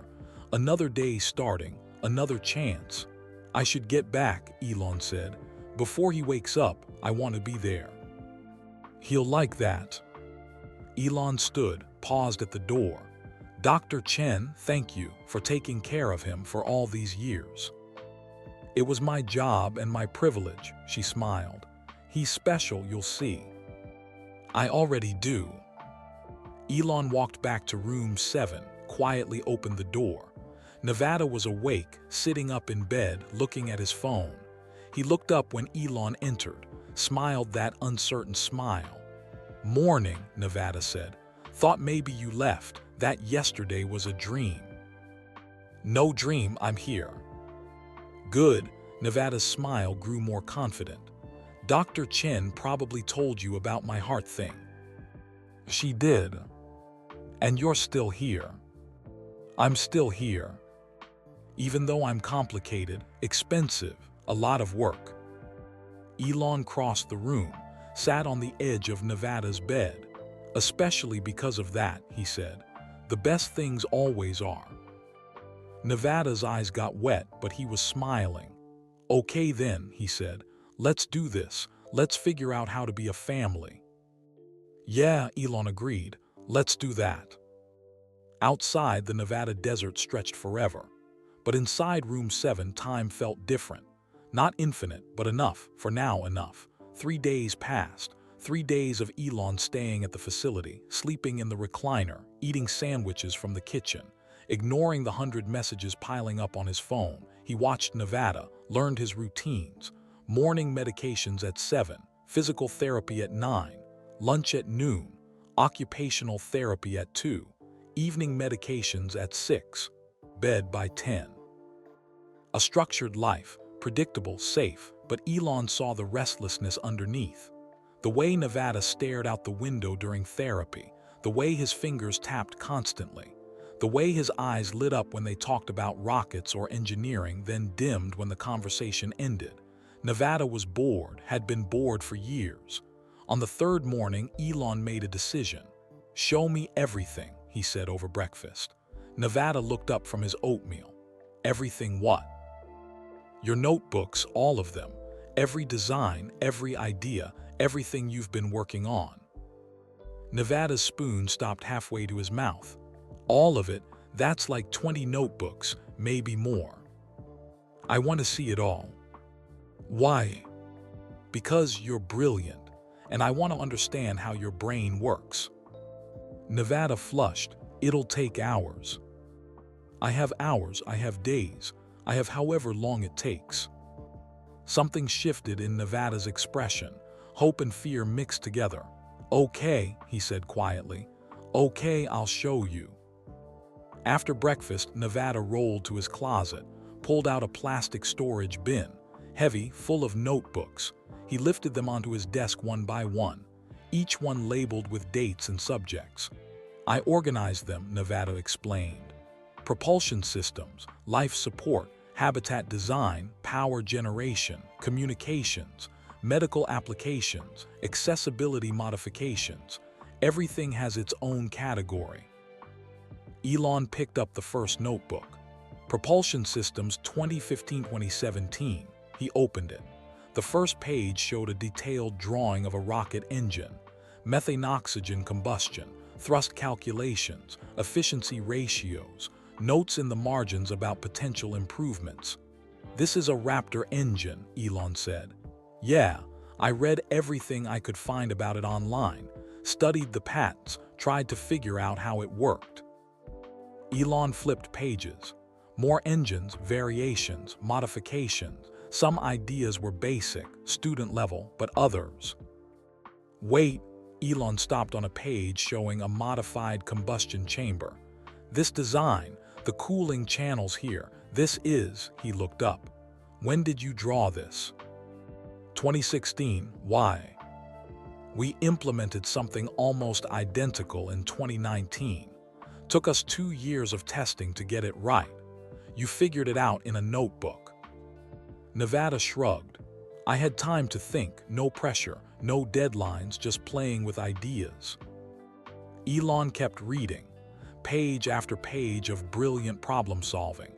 Teenage Nevada working alone in a desert facility, solving engineering challenges that professional teams struggled with. This is incredible, Elon said. It's just doodling. No, this is advanced engineering. Self-taught advanced engineering. Nevada looked uncomfortable. I didn't have real data, no wind tunnels, no testing equipment, just public information and guessing. Good guessing. Elon grabbed another notebook. Life Support 2017-2019. This one focused on keeping humans alive in space, oxygen recycling, water purification, CO2 scrubbing. Again, the early pages were basic, but the later pages showed sophisticated understanding. You taught yourself this? Elon asked. NASA publishes a lot online. ISS technical documents, research papers. I read everything, then tried to improve it. One page showed a modified water recycling system, more efficient than current ISS technology. Simpler design, fewer failure points. Have you shown this to anyone? Elon asked. Who would I show it to? Engineers, scientists, people who work on this stuff professionally. Nevada laughed. Right, I'll just email SpaceX and say, hey, I'm a disabled guy in a wheelchair with no degree. Want to see my notebooks? I'm sure they'd take me seriously. They would if they knew you were my son. But I didn't know I was your son, not really. I knew my birth name was Nevada Musk, but you were, he gestured at Elon. You, famous, important, untouchable. I was nobody, just a kid in a facility. The pain in those words crushed Elon. His son had grown up feeling like nobody, while Elon built companies and made billions and became famous. The injustice of it burned. You were never nobody, Elon said firmly. Try telling that to 16-year-old me. Elon grabbed another notebook. Habitat Design 2018-2020. This one showed Mars colony layouts, habitat modules, radiation shielding, life support integration. The designs were detailed, professional, better than some proposals Elon had seen from actual architects. You designed Mars colonies, Elon said. I designed places I'd never see. Nevada's voice went flat. Places that would never work for someone like me. But I designed them anyway, because what else was I going to do? Elon looked up. Nevada was staring out the window, his jaw tight, hands clenched. You're angry, Elon observed. Yeah, I'm angry. At me. At everything. Nevada turned his wheelchair to face Elon. You want to know what it's like? Growing up knowing your father is literally trying to colonize Mars while you can't even walk to the bathroom alone. Reading about SpaceX launches and Starship tests and plans for humanity's future while you're stuck in a facility in the Nevada desert. Nevada. I'm not done. Nevada's voice got louder, stronger. I'm angry that I wasted years feeling abandoned. Angry that nobody tried hard enough to find you. Angry that I have all these ideas and nowhere to use them. Angry that my body doesn't work. Angry that even now, even with you here, nothing really changes. I'm still disabled, still limited, still stuck. The words hung in the air. Raw, honest, true. Elon put down the notebook. You're right. Nevada blinked. What? You're right to be angry. You got a terrible deal, the worst deal, and I can't fix that. I can't make your body work differently. Can't give you back 22 years. Can't erase what happened. So what's the point then? Nevada's voice cracked. What's the point of you being here if nothing changes? Because maybe some things can change. Maybe not your body, maybe not the past, but the future. Elon leaned forward. The future doesn't have to be stuck in this facility. Doesn't have to be notebooks nobody sees. Doesn't have to be watching life happen to other people. What are you saying? I'm saying come work with me. Really work. Not as my charity case.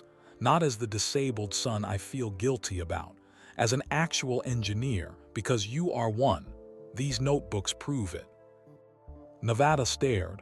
You can't be serious. I'm completely serious. I don't have a degree. Neither did I when I started my first company. You know what matters? Not degrees, not credentials, being able to solve problems, and you can solve problems. I can't work in a factory, can't stand at a test site, can't. So we adapt, build you a workspace that works, get you equipment you can use, hire assistants if needed, figure it out.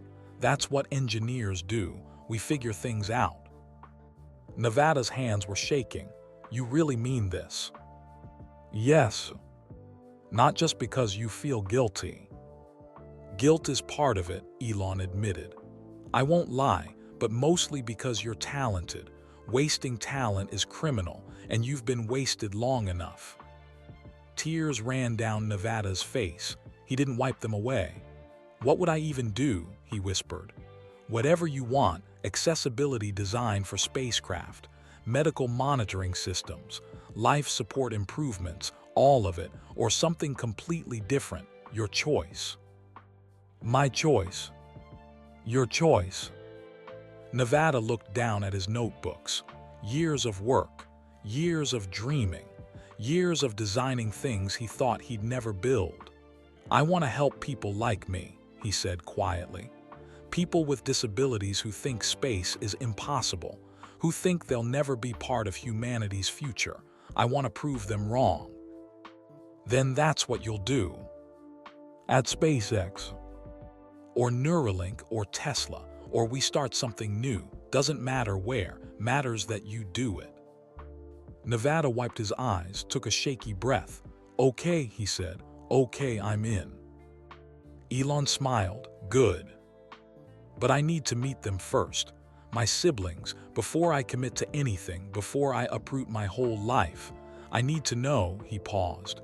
I need to know they're okay with this, with me. They will be. You keep saying that, but you don't know, not really. This is weird, me showing up. The dead brother who's not dead.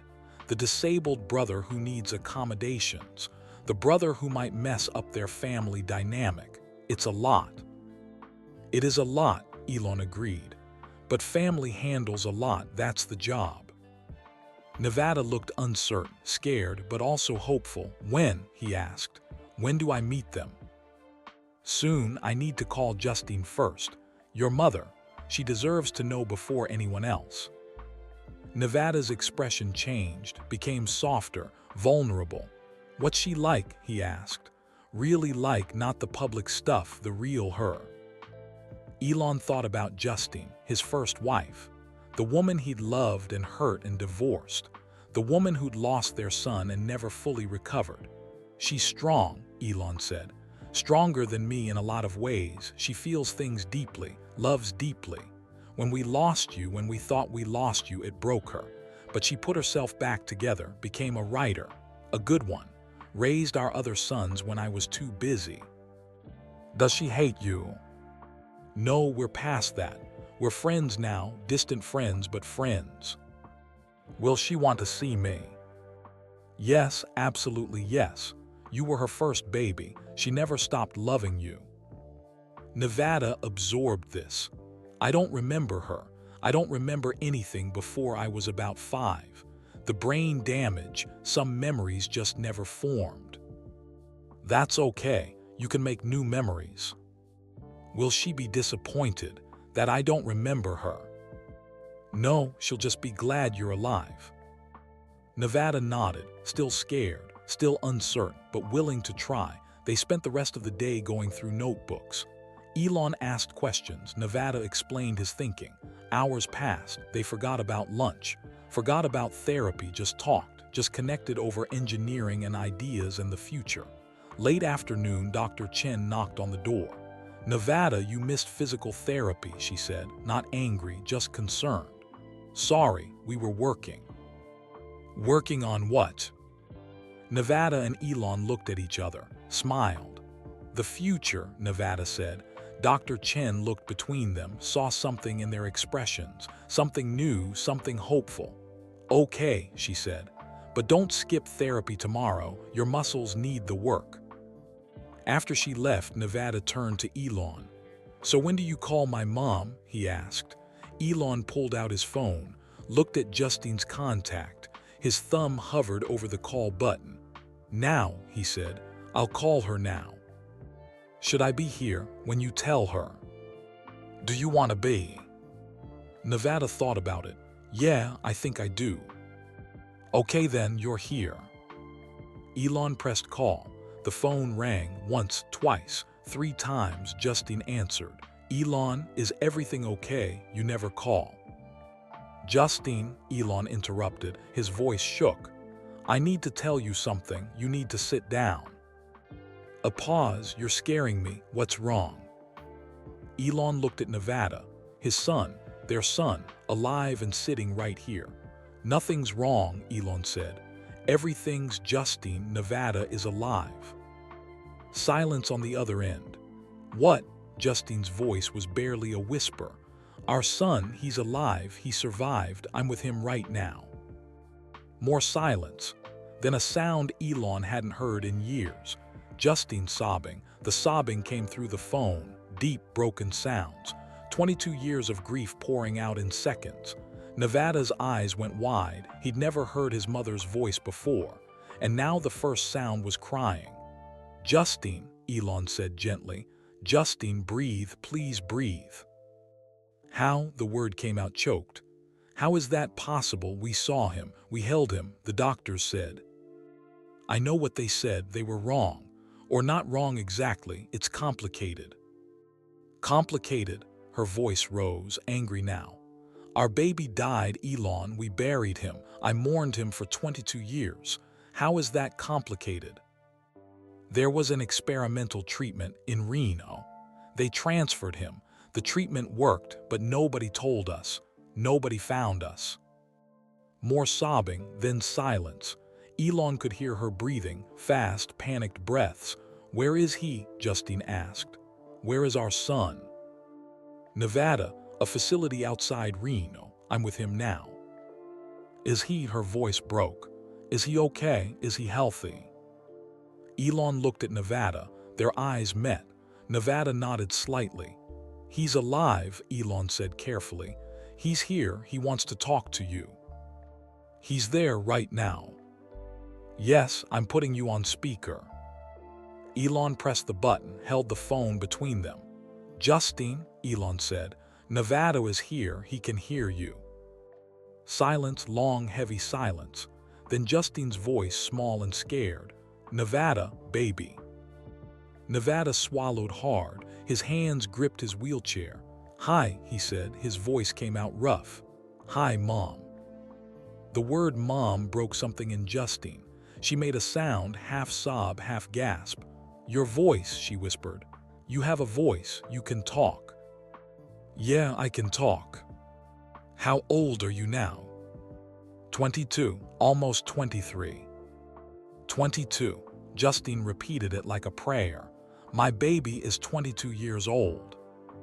I'm not really a baby anymore. She laughed, a broken, wet laugh. No, I guess not, but you'll always be my baby, my first baby. Nevada's eyes filled with tears. I don't remember you. The brain damage, some memories didn't form. I'm sorry. Don't apologize. Don't you dare apologize. You're alive. That's all that matters. Are you in Canada? Nevada asked. Yes, Toronto, but I can be on a plane tonight, today, right now. Where exactly are you? Sunrise Medical Research Center, Elon said. About 20 miles outside Sparks, Nevada. I'm getting my keys. I'm going to the airport right now. Justine, wait, Elon said. There are things you need to know first, about Nevada's condition, about what happened. I don't care, I need to see him. Mom, Nevada's voice was quiet. I'm in a wheelchair. I have cerebral palsy from the brain damage. I'm not what you probably expected. Justine went silent, processing. Do you need medical care? She asked. Yes, daily medications, therapy, doctor visits. Are you in pain? Sometimes not too bad. She paused. Can I hug you? Will that hurt? Nevada smiled through tears. Yeah, you can hug me. Then I don't care about anything else. I'm coming. Give me 12 hours, maybe less. I'll charter a plane if I have to. You don't have to charter, Elon started. I'll do whatever I need to do. My son is alive. I'm seeing him today. Her voice was steel now, determined. Send me the exact address. I'll be there as fast as possible. Okay, Elon said. I'll text you. Nevada, Justine's voice softened again. Baby, I'm so sorry. I'm sorry I wasn't there. I'm sorry I didn't know. I'm sorry for everything. It's not your fault, Nevada said. I should have found you somehow. Mother's instinct or something. I should have known. You thought I was dead. How could you know? I don't know, but I should have. Mothers are supposed to know. Nevada wiped his eyes. Are you mad that I don't remember you? No, honey, no. We'll make new memories starting today. What if? Nevada's voice got small. What if you see me and you're disappointed? Impossible. But I'm not normal. I can't do normal things. I'm complicated. Nevada, listen to me. Justine's voice was fierce. You are my son. I carried you for 9 months. I held you when you were born. I loved you then and I love you now, and nothing will change that. Do you understand?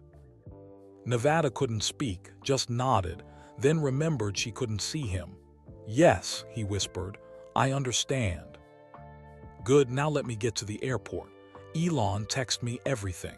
Address, phone number, whatever I need. I will. And Elon, her voice changed, became complicated. Thank you for finding him, for calling me, for she stopped. Just thank you. He's your son too. Our son, he's our son. Yeah, our son. Justine hung up. The silence in the room felt huge. Nevada stared at the phone. She called me baby. She did. And honey. Yeah. Nobody's ever called me that before. Nevada looked at Elon. Does she really mean it? All that stuff about not caring that I'm disabled. She means it. Your mother, when she loves someone, she loves them completely. No conditions, no limits. Why did you two divorce? The question surprised Elon. That's complicated. Everything is complicated with adults. Elon smiled slightly. Fair point. We divorced because, he paused, chose his words carefully. We loved each other, but grief broke us. Losing you broke us.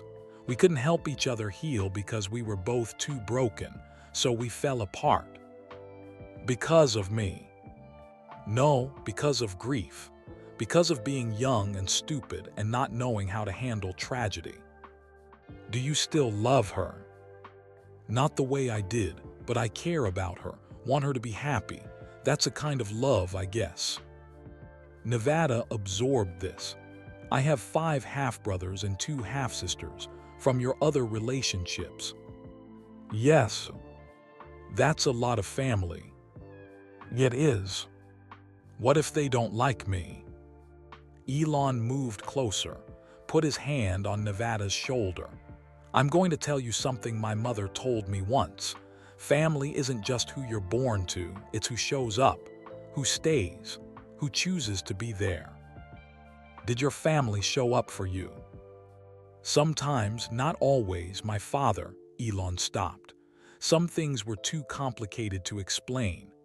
My father wasn't good at showing up, but my mother was, my brother was. They're still here. Will you call them? Your brother, tell him about me. Do you want me to? Nevada thought about it. Yeah, if I'm going to have family, might as well have all of it. Elon pulled out his phone again, scrolled to Kimball's number. He's going to lose his mind, Elon warned. In a good way, but loud. Kimball is loud about everything. "Okay."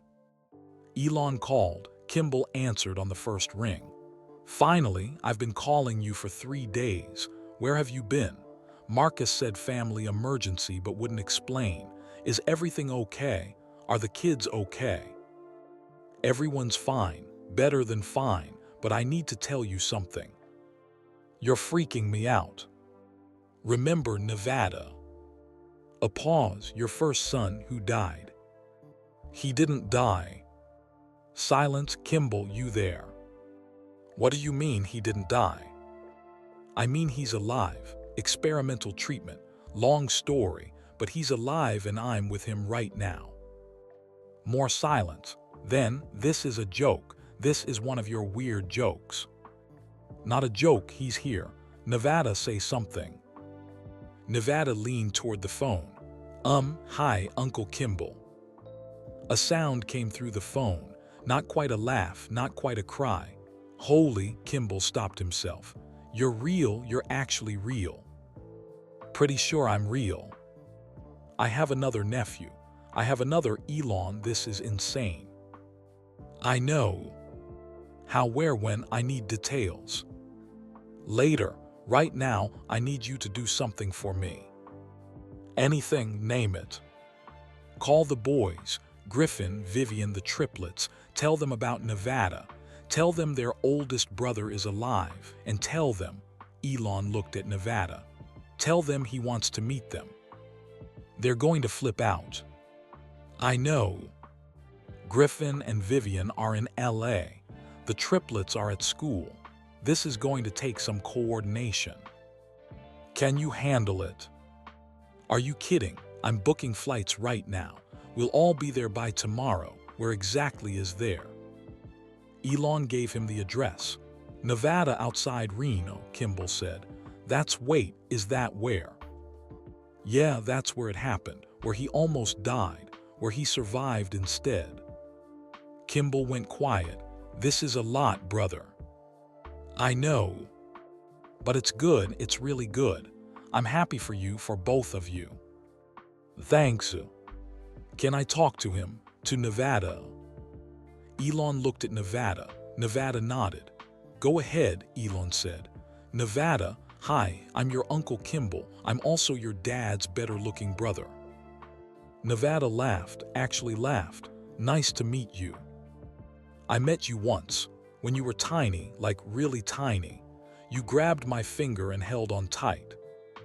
"I don't remember that." "You were 10 weeks old.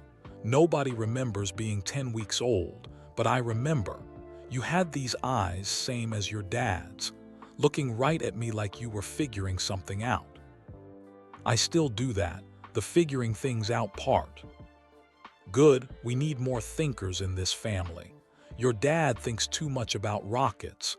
Maybe you can balance him out." "I also think about rockets." Kimball laughed. "Of course you do, you're a Musk. We're all a little obsessed with impossible things." They talked for a few more minutes. Easy conversation, light. By the end, Nevada was smiling. After Kimball hung up, Nevada turned to Elon. "He's nice, your brother." "He is better with people than I am." "Are you bad with people?" "According to most people, yes." "You're doing okay with me." "That's different. You're my son. I have to try harder." Nevada smiled, then it faded. "Tomorrow, everyone's coming tomorrow." "If that's too fast, we can slow down." "No, I want to meet them. I'm just nervous." "They're nervous too." "They're normal, I'm not." None of us are normal, trust me. This family is weird in 100 different ways. You'll fit right in. What if I don't? Elon knelt down again, looked Nevada in the eyes. Then we'll figure it out together. That's what family does. Nevada nodded, still scared, still uncertain, but not alone anymore. Outside, the sun was setting, another day ending, but for Nevada something was beginning. A family, his family, coming tomorrow. Nevada didn't sleep that night. Elon could tell. He'd lie still for a while, then shift. Breathe differently, check his phone, lie still again. At 3 a.m., Elon finally spoke from the recliner. "You're awake." "Sorry, did I wake you?" "I wasn't sleeping either." Nevada rolled slightly to look at him. In the darkness, just two shapes in a room. "I keep thinking about what to say," Nevada said. "To Mom, to my brothers and sisters. I've had imaginary conversations in my head for years, but now it's real and everything sounds stupid." "You don't have to say anything profound. Just be yourself." "What if myself isn't enough?" "It will be." They lay in silence. Outside, the desert was completely dark. No city lights, just stars. "Tell me about them," Nevada said. "The ones coming tomorrow, really tell me, not the public stuff, the real stuff." Elon sat up. His back ached. 4 nights in a recliner was 3 nights too many. "Griffin and Vivian," he started. "They're 20 twins, but completely different. Griffin he's careful, thinks everything through, plans ahead, worries about consequences. Sounds responsible. Too responsible sometimes. He worries about me, about the companies, about his siblings, takes too much on his shoulders." "Like you." Elon smiled in the darkness. "Yeah, like me. Vivian she's finding herself, had a hard few years, figured out some important things about who she is. We don't always agree, but I'm proud of her courage." "What kind of things?" "Her identity, her path. She's her own person, strong, independent, doesn't take crap from anyone, including me." "Will she like me?" "I think so. She values honesty. You're honest." Nevada made a sound, almost a laugh. "I don't know how to be anything else. Never learned to hide." "That's good. The world needs more honest people." "Tell me about the triplets." Kai, Saxon, Damien, 19 years old, in college. Kai is the adventurous one, wants to study marine biology, loves the ocean, surfing, diving, anything with water. That's the opposite of rockets. Exactly, which is why he's interesting. He chose his own thing, didn't follow my path. Good for him.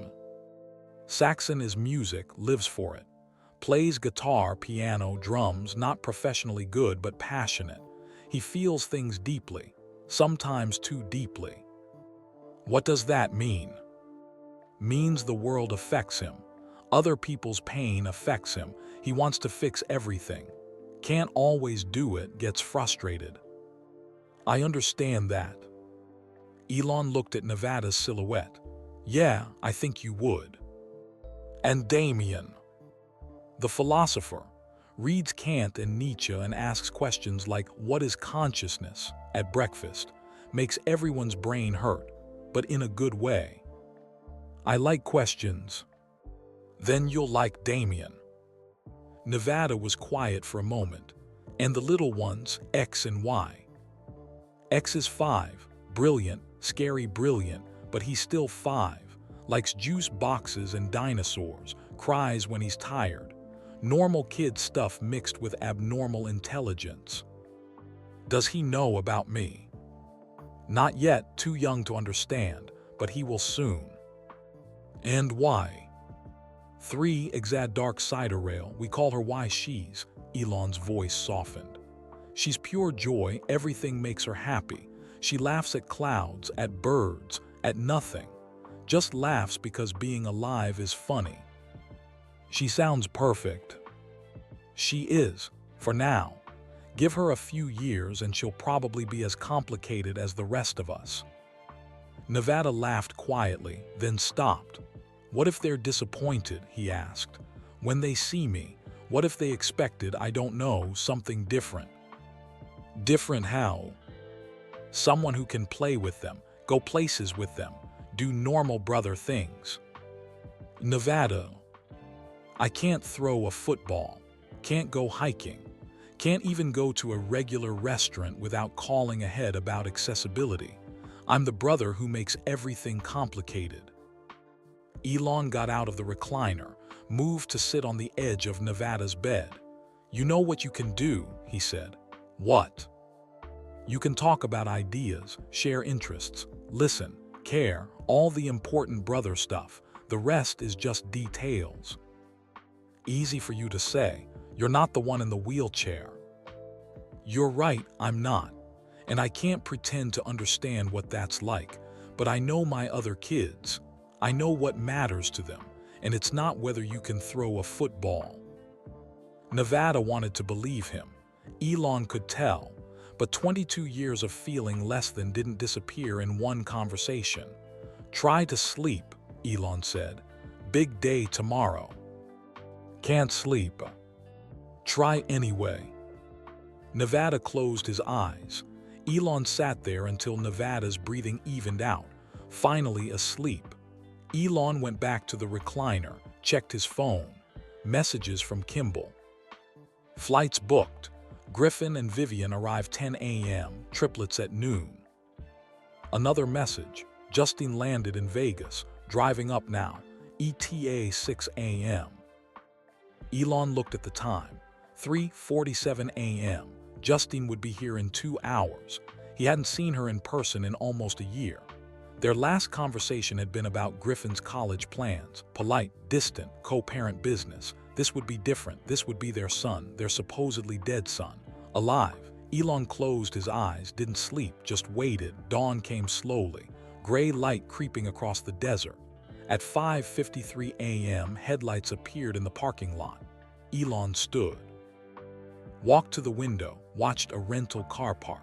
The door opened. Justine stepped out. She looked the same, dark hair, longer now. Thin. She'd always been thin, wore jeans and a sweater, simple. She stood by the car for a moment, just stood there, staring at the building. Elon understood she was gathering courage. He left the room quietly. Nevada still slept. Down the hall, through the lobby, outside, Justine saw him. They stood there, 20 feet apart. Two people who'd loved each other once. Who'd lost everything together, who'd rebuilt separate lives. "He's really here?" Justine asked. Her voice shook. "He's really here. I need to see him, right now." "He's sleeping." "I don't care. I need to see my son." Elon nodded. "Okay, but Justine, he's nervous, really nervous about meeting you, about disappointing you." "That's impossible." "I know, but he doesn't, not yet." Justine walked toward the building.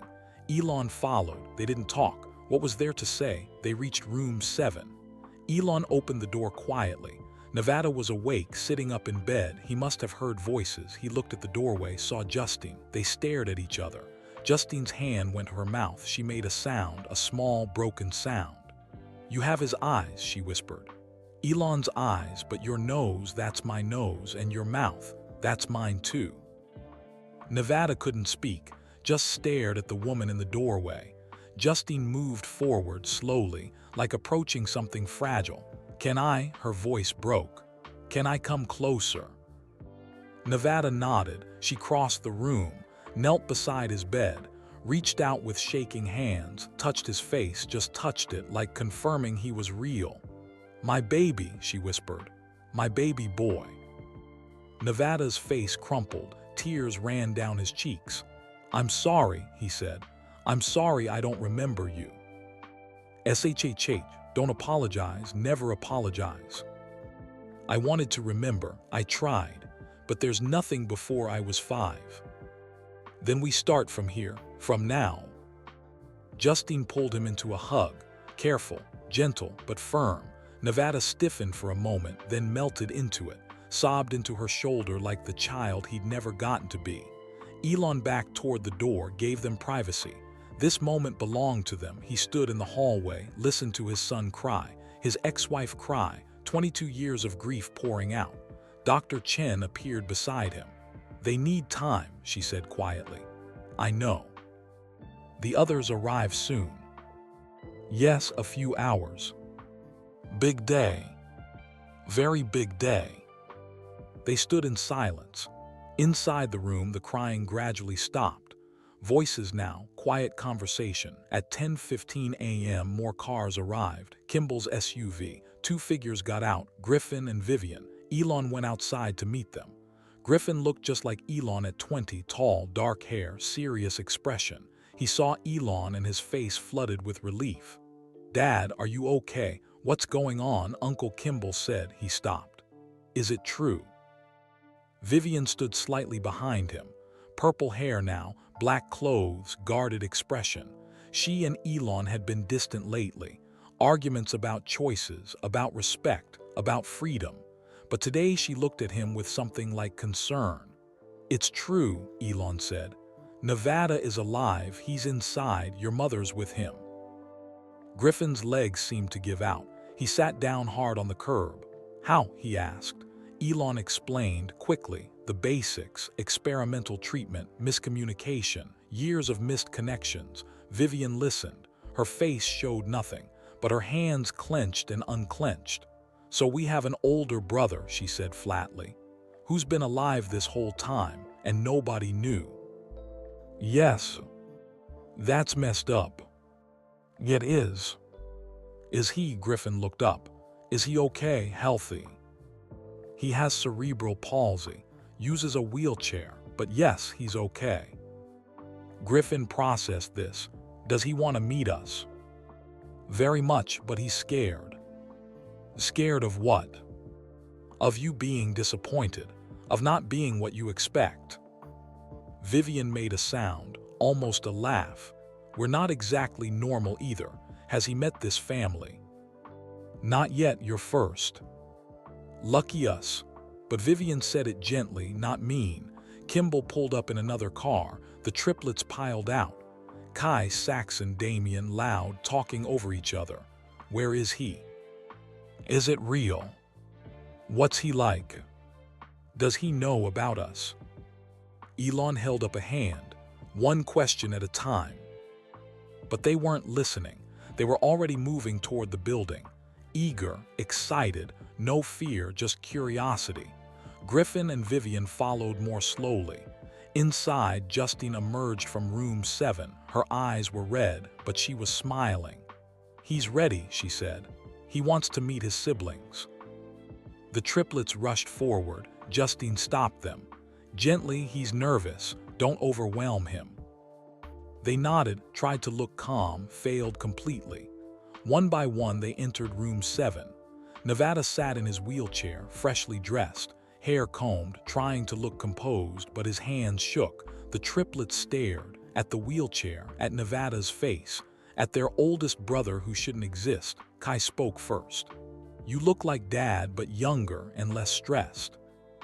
Nevada laughed, a surprised laugh. "Thanks. I'm Kai. This is Saxon and Damien. We're the triplets." "I know, Dad told me about you. Marine biology, right?" Kai's face lit up. "Yeah, you like ocean stuff." "I don't know much about it, but I'd like to learn." Saxon moved closer. "Do you like music?" "Some. I listen to a lot of classical while I work. Helps me think." "What kind of work?" "Engineering, rocket design, accessibility technology." Damien's eyes got bright. "You're an engineer." "Self-taught, from books and online courses." "That's amazing." They started talking, fast, excited, 3 brothers who just discovered a 4th.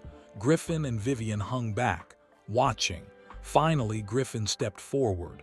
"I'm Griffin," he said, formal, careful. "And this is Vivian."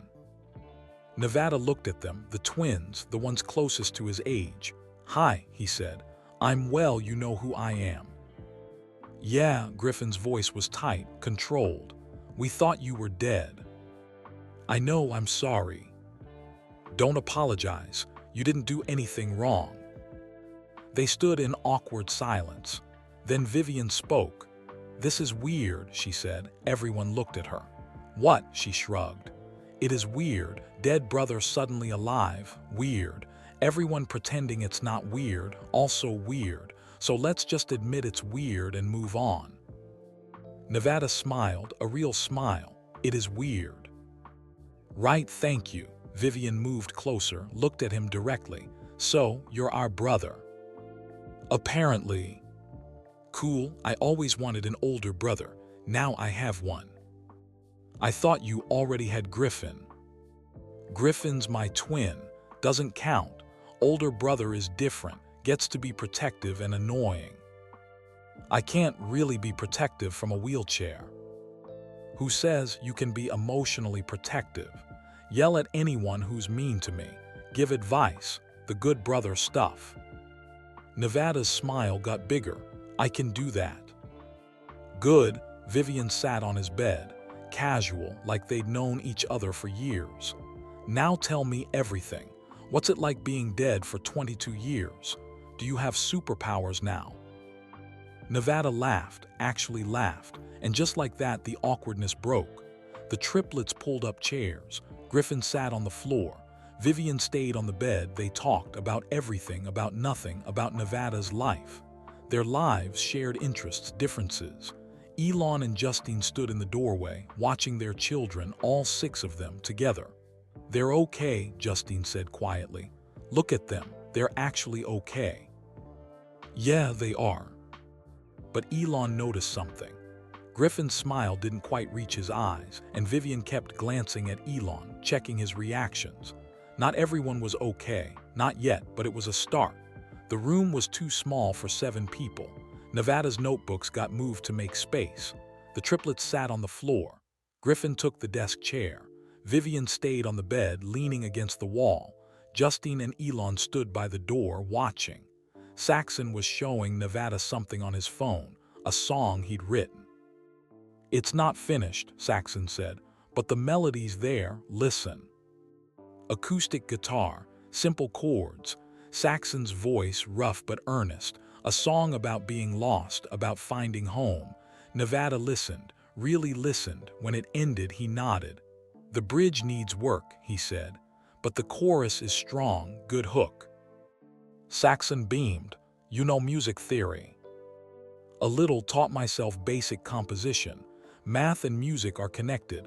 Patterns. Exactly, Saxon leaned forward. Nobody gets that. Everyone thinks music is just feelings, but it's math too, structure. They dove into a conversation about chord progressions and time signatures.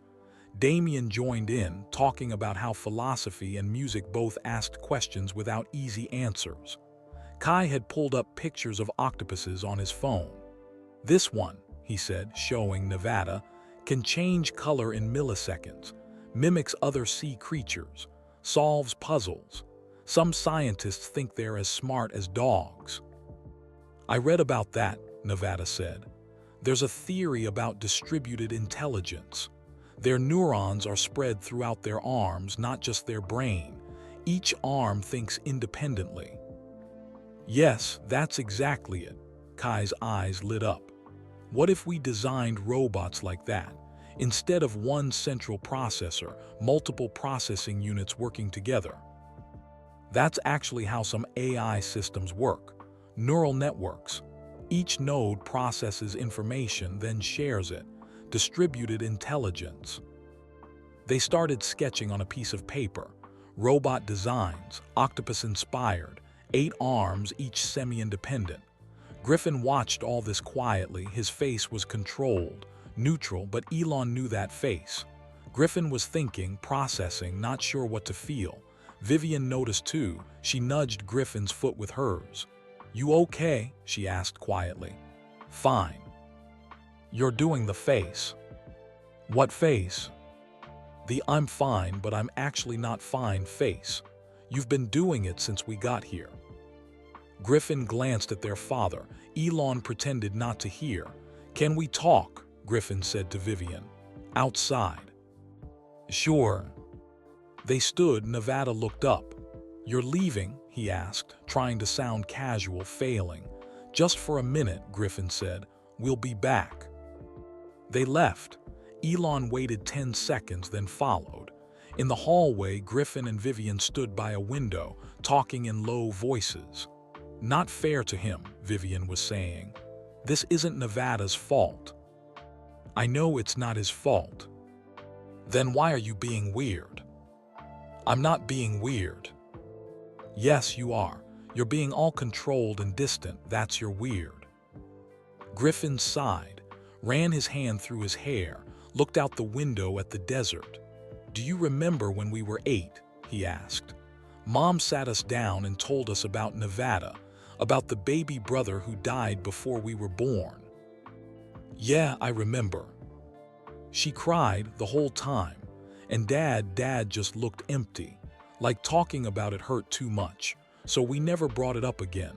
Just this sad thing that happened, this ghost in our family. Okay, and now he's not a ghost. He's real. He's in there talking about octopuses and robot arms, and everyone's acting like it's normal, like our dead brother being alive is just fine, no big deal. What do you want us to do? Freak out? Maybe, I don't know. Something other than pretending this isn't completely insane. Elon stepped forward, made his presence known. You're right, he said. It is insane. Griffin turned, saw his father, his face flushed. I didn't mean. No, you're right. This is insane. Your brother was dead for 22 years. Now he's not. That's not normal, it's not fine, and you don't have to pretend it is. Griffin's control cracked slightly. Why didn't you tell us sooner? You found out days ago. You've been here days, you could have called.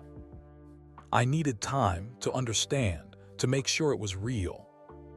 Or maybe you needed time to figure out how this affects you before you thought about how it affects us.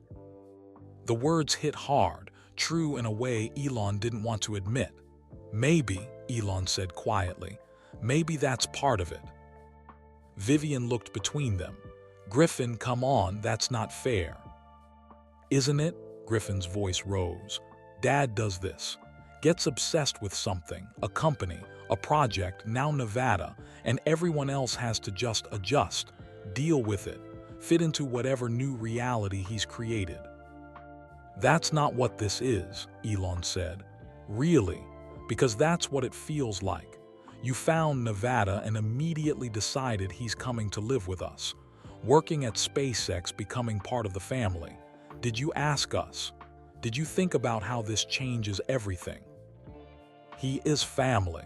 He doesn't need permission to be family. But we deserve to be asked. We deserve to have a say in our lives getting turned upside down. They stared at each other, father and son, both stubborn, both angry. Vivian put her hand on Griffin's arm. Hey, she said gently, maybe take a breath. Griffin pulled away. I need air, real air, not this, he gestured at the building. I'll be outside. He walked away fast down the hall, out the door. Vivian turned to Elon. He's not wrong, she said. I know. You do this. The thing he said. You make big decisions and expect everyone to just go along. This is different. Is it? Because from where I'm standing, it looks the same. You found Nevada. That's amazing. Really. But now you're rearranging everyone's life around him without asking if we're ready. Elon felt defensive, angry, but also she had a point. What should I have done differently, he asked. Called us first. Before you told Nevada he could come live with us. Before you promised him a job. Before you decided what our family looks like now. Maybe just asked. You're right. Vivian blinked. What? You're right, I should have asked. I didn't, I'm sorry. She stared at him. Elon didn't apologize often, they both knew it. Okay, she said slowly. So what now? Now I go talk to your brother, the one who's upset. And you, he looked at her, You tell me the truth. Are you okay with this? With Nevada? Vivian thought about it, really thought. Yeah, she said finally. I am. He seems cool, smart. A little awkward, but we're all awkward. And he's been alone for 22 years. That sucks. So yeah, I'm okay with him being part of our family. But Griffin's not. Not yet. He needs time. He needs to feel like he has some control over this situation. How do I give him that? Talk to him. Actually talk, not lecture, not decide, just talk. Elon nodded. Okay. He walked outside, found Griffin sitting on the curb, arms wrapped around his knees, staring at nothing. Elon sat beside him, didn't speak, just sat. After a long silence, Griffin spoke.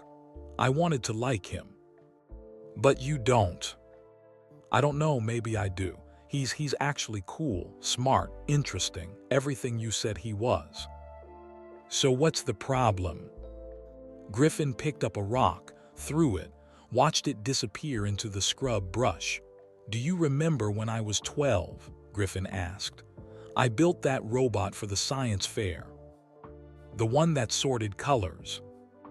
Yeah, I worked on it for months, stayed up late, skipped birthday parties, finally got it working. I was so proud. You won first place. I did, and you weren't there. Elon's chest tightened. I was in Texas, the Falcon 1 launch. I know you were busy, you're always busy, and I understood. Even at 12, I understood. Your work was important, saving humanity, going to Mars, big stuff, bigger than a stupid science fair. It wasn't stupid. It felt stupid. When I stood there with my blue ribbon and looked at the empty seat where you were supposed to be. Elon didn't know what to say. He remembered that launch, the third failure, the one that almost killed SpaceX. He'd been devastated. Didn't even think about the science fair until days later. I'm sorry, he said. You apologize a lot lately. I have a lot to apologize for. Griffin threw another rock. I don't tell you that story to make you feel guilty. I tell you because, he paused, because Nevada got all of your attention this week. Days of it. Just you and him, sitting in his room, talking, learning about each other. You've spent more focused time with him in 3 days than you've spent with me in 3 years. The truth of it crushed Elon. And I know why, Griffin continued. You thought he was dead. Now he's not. That's huge. I can't even imagine. But from my perspective, my dad disappeared, stopped answering calls, canceled everything. And when we finally find out why, it's because he found a son he likes better. That's not, Griffin, that's not true. Isn't it? Nevada is like you. Engineers, rocket designers, same brain, same interests. I'm just, Griffin's voice broke. I'm just the careful one, the boring one. The one who reminds you to eat and sleep and take care of yourself because you won't. That's my role, the responsible one, not the interesting one. Elon put his hand on Griffin's shoulder. Griffin didn't pull away. You're not boring, Elon said. You're. Don't do the parent thing where you list my good qualities. I know my good qualities. That's not what this is about. Then what is it about? Griffin finally looked at him. His eyes were wet. It's about wondering if there's room for all of us in your life, or if Nevada takes up so much space that the rest of us get pushed out. Elon pulled Griffin into a hug, tight. Griffin resisted for a moment, then gave in. There's room, Elon said. Always for all of you, I promise. You promise a lot of things. I know I'm bad at keeping them, but I'm trying. I'll keep trying. They sat like that, father and son, trying to bridge 20 years of missed moments. Finally, Griffin pulled back.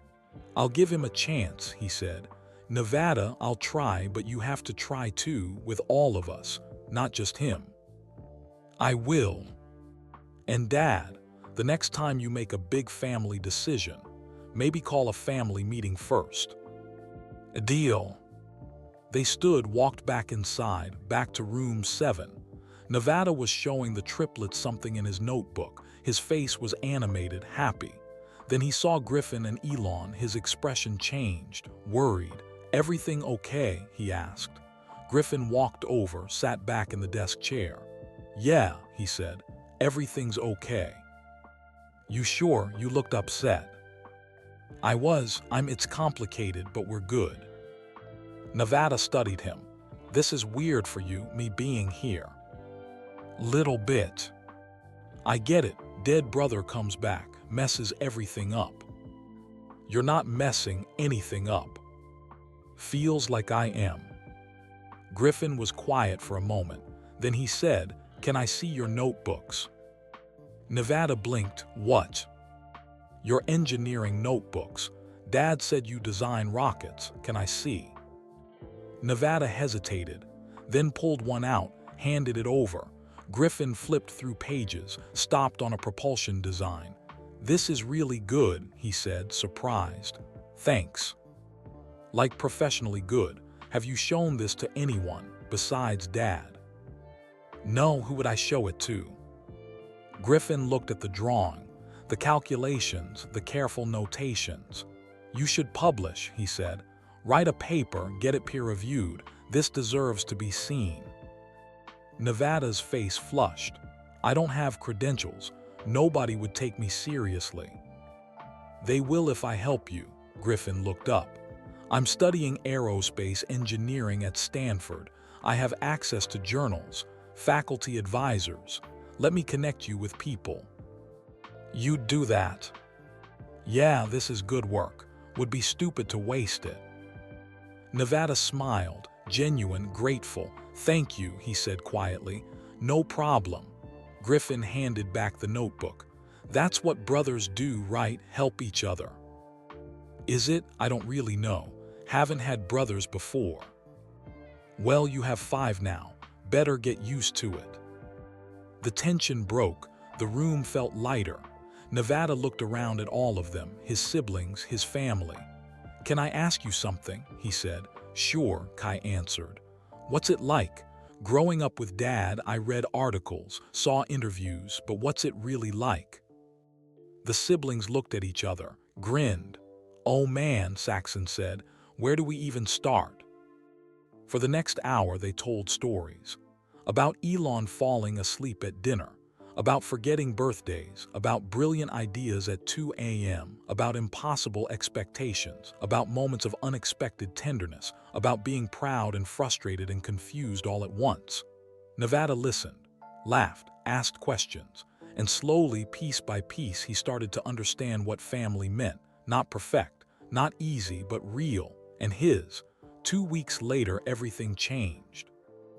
Nevada had moved to a hotel in Sparks, better than the facility but temporary. Elon stayed with him. Justine visited every other day, driving from Reno where she'd rented an apartment.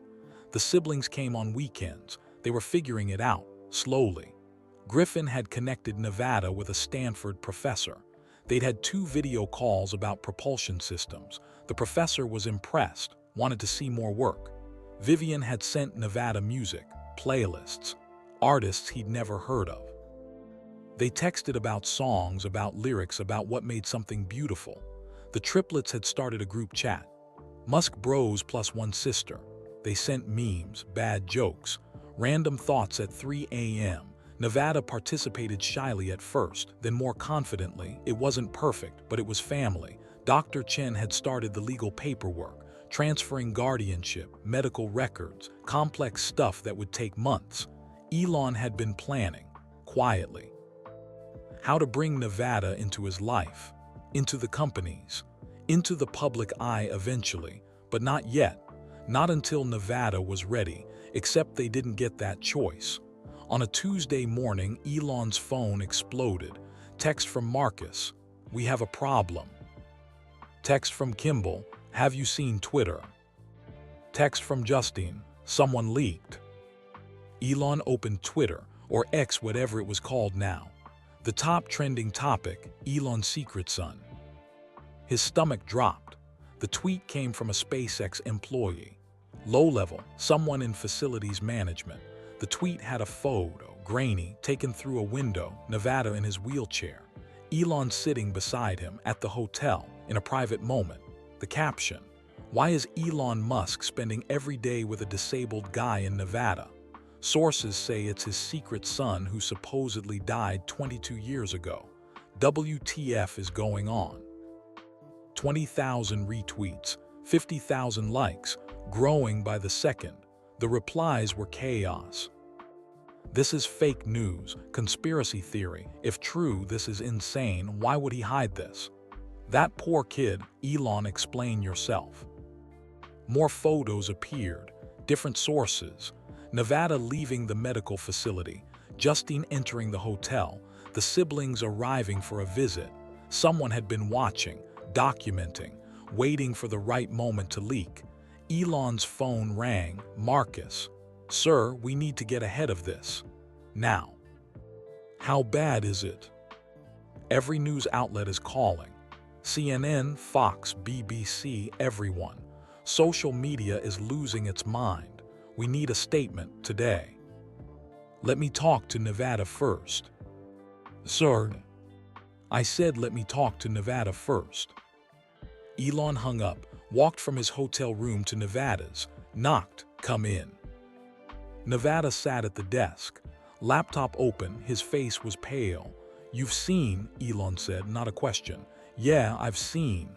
Nevada's voice was tight. "Someone from SpaceX." "Looks like it. We'll find out who. They're fired."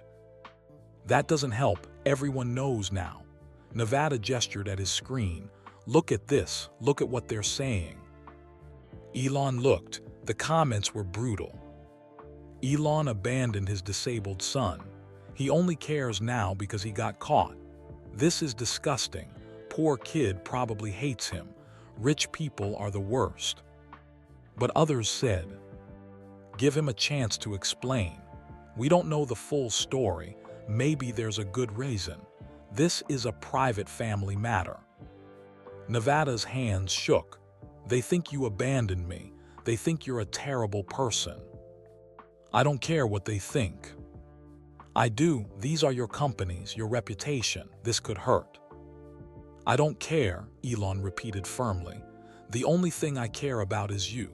Are you okay?" Nevada's eyes filled with tears. "No, I'm not okay. I'm all over the internet, my face, my wheelchair, everything. I didn't want this. I wasn't ready." Elon sat beside him. "I know, I'm sorry. We should have controlled this better." How do you control this?" Press conference. Official statement. "We tell the truth before the lies get too big." Nevada looked terrified. Press conference, like with cameras, reporters. "Yes." "I can't do that." "You can. I'll be right there." "Elon, I've never talked to reporters. I've barely talked to people. I can't stand up in front of the world and—" "You don't have to stand. You'll be in your wheelchair, being exactly who you are. That's enough." "What if I say something stupid?" "Then you say something stupid. Humans do that, it's fine." Nevada shook his head. "This is too much, too fast." A knock on the door. Justine entered without waiting. "Have you seen?" she asked. "We've seen," Elon said. She looked at Nevada, saw his face, crossed the room immediately. "Oh, honey, are you okay?" "Everyone's talking about me. Everyone knows." "I know it's scary. They think Dad's a bad person because of me." Justine looked at Elon. Something complicated passed between them. "Nevada," she said gently, "look at me." He looked up. "Your father and I made mistakes, a lot of them. But abandoning you wasn't one of them because we didn't abandon you. We thought you were dead. The world needs to know that. They need to hear the truth." "From us," Nevada's voice cracked, "in public." "Yes, I know it's scary, but hiding makes it worse. Makes people think we're ashamed. Are you ashamed?" "No, but nothing. You're our son, you're alive. That's a miracle, not a scandal, not something to hide." Nevada wiped his eyes. What if I mess up? What if I say the wrong thing? Then we'll deal with it together, as a family. Elon's phone rang again. He ignored it. We need to decide, he said. Press conference at SpaceX headquarters, as soon as possible, tomorrow maybe. We tell the whole story, answer questions, get ahead of this. What do we say? Nevada asked. The truth, all of it, the SIDS, the treatment, the miscommunication, everything. People will blame the hospital, the administrators. Yes, they will, because the hospital made bad choices. But they saved my life. Both things can be true. Nevada stared at his laptop, at his face on 1,000 screens, at strangers discussing his life like they knew him. If we do this, he said slowly, if we go public, everything changes. My whole life. No more privacy, no more quiet. Everyone will have opinions about me, about us. Yes, Elon said honestly, that's exactly what happens. Is it worth it? That's your choice, not mine. I can do a press conference alone. Say you're not ready to be public, protect your privacy, whatever you want. Nevada thought about it, really thought. Finally, he said, no, I should be there. This is my life, my story, I should tell it. Justin squeezed his hand. You're sure? No, but I'm doing it anyway. Elon called Marcus back. Schedule it, he said. Press conference tomorrow, SpaceX Hawthorne, make it official. Thank God, I'll arrange everything. And Marcus, find out who leaked. I want their name. Already on it. Elon hung up, looked at Nevada. Tomorrow at 2 p.m., that gives us time to prepare, to practice, to figure out what to say. Will my siblings be there? Nevada asked. Do you want them to be? Yeah, I think I do. Is that weird? No, it's perfect. Justine made calls to Griffin and Vivian, to the triplets, to Kimball. Everyone would come. Everyone would be there. That night they practiced. Elon asked Nevada questions, hard questions, the kind reporters would ask. Why didn't your parents find you? What's it like being disabled? Are you angry at your father? Do you want his money? Nevada answered, stumbling at first, then more confidently, finding his voice. By midnight he was exhausted. Get some sleep, Elon said. Big day tomorrow. I can't sleep, too nervous. Try anyway. But Nevada was right, sleep didn't come. At 6 a.m. they gave up, ordered breakfast, sat in silence, both too anxious to eat. The siblings arrived at 10 a.m. Griffin and Vivian first, then the triplets. They crowded into Nevada's hotel room. You okay? Griffin asked, terrified. Yeah, that's fair. Vivian sat on the bed. Want to hear something funny? Sure. When Dad told me you existed, my first thought was great, another person for the internet to obsess over. Now you're about to be all over the internet. Sorry about that. Nevada laughed, a little hysterically. Not your fault. Still sorry. The triplets were unusually quiet. Finally, Kai spoke. You don't have to do this if you're not ready. I know. But you're doing it anyway. Yeah. Why? Nevada thought about it. Because hiding feels like being ashamed. And I'm not ashamed. I didn't do anything wrong. Neither did my parents. Bad things happened. But we're here now, that's what matters. Damien nodded slowly. That's very existentialist of you. Is it? Yeah, Sartor would approve. Defining yourself by your choices, not your circumstances. I have no idea what you just said. Means you're brave. I don't feel brave. Brave people never do. At noon, they drove to SpaceX headquarters. 3 cars, security everywhere, reporters already gathering outside the gates. Nevada watched through the window, cameras, vans with satellite dishes, hundreds of people. So many, he whispered. They want to see you, Elon said. Want to hear your story. What if they don't like what they hear?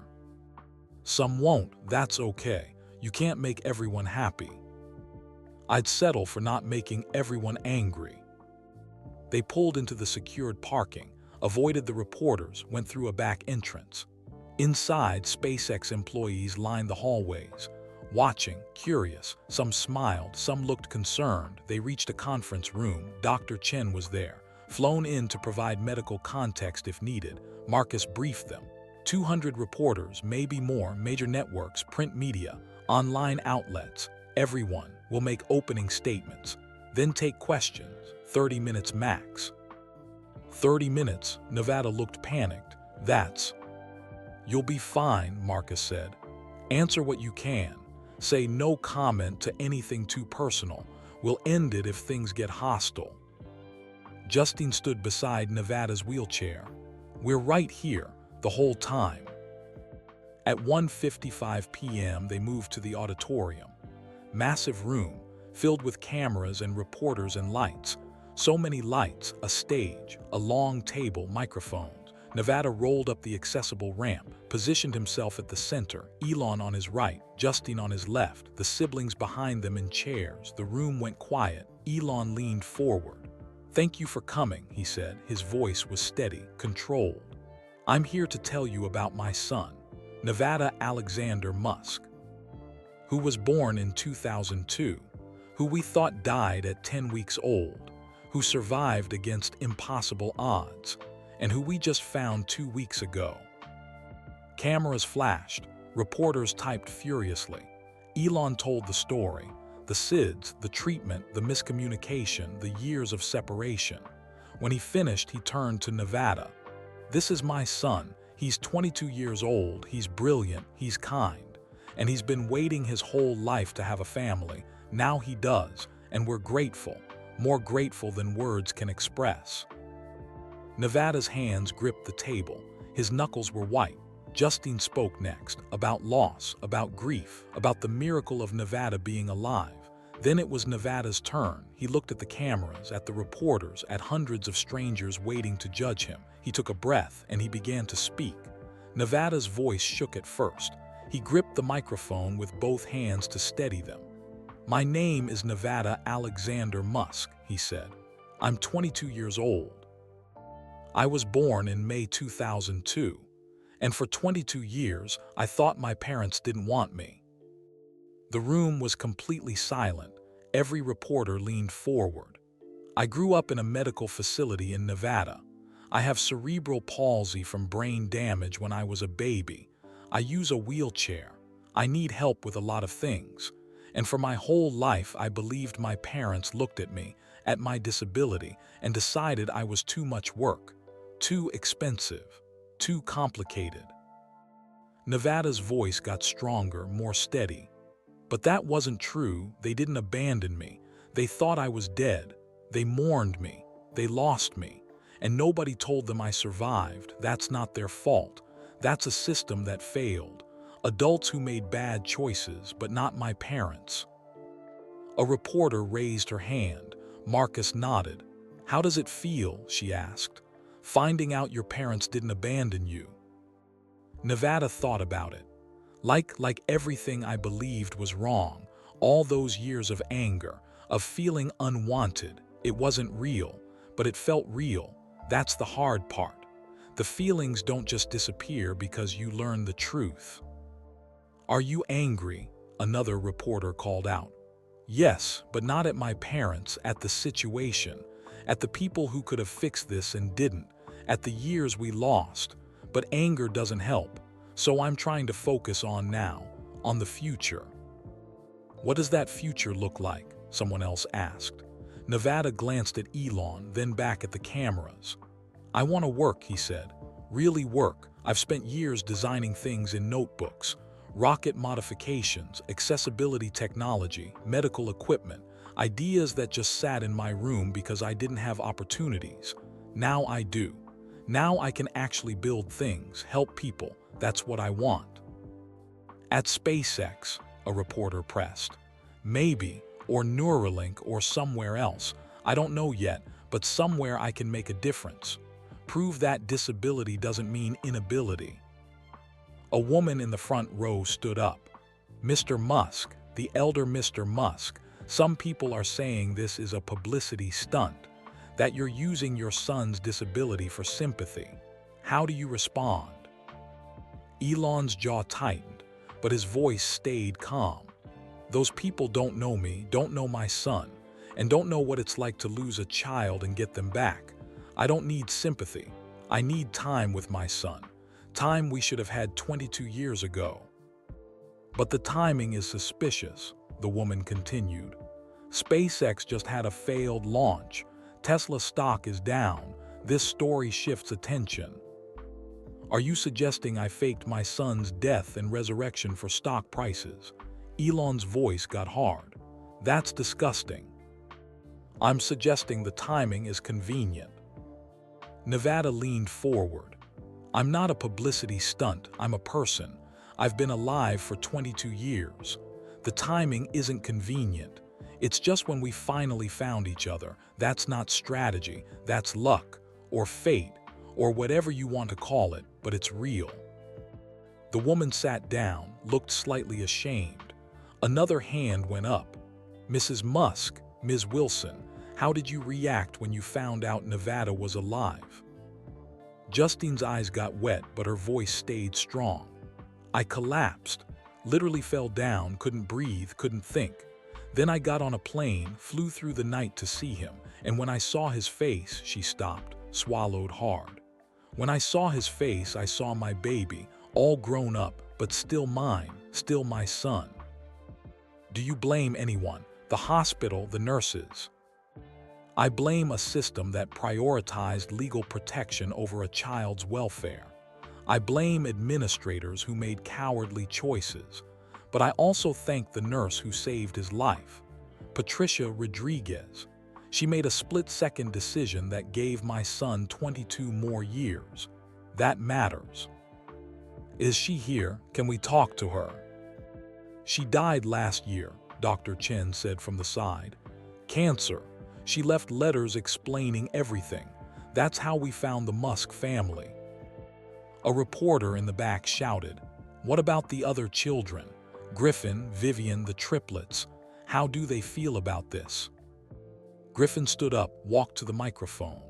"Can I answer that?" he asked Nevada. Nevada nodded. Griffin looked at the camera, serious, composed.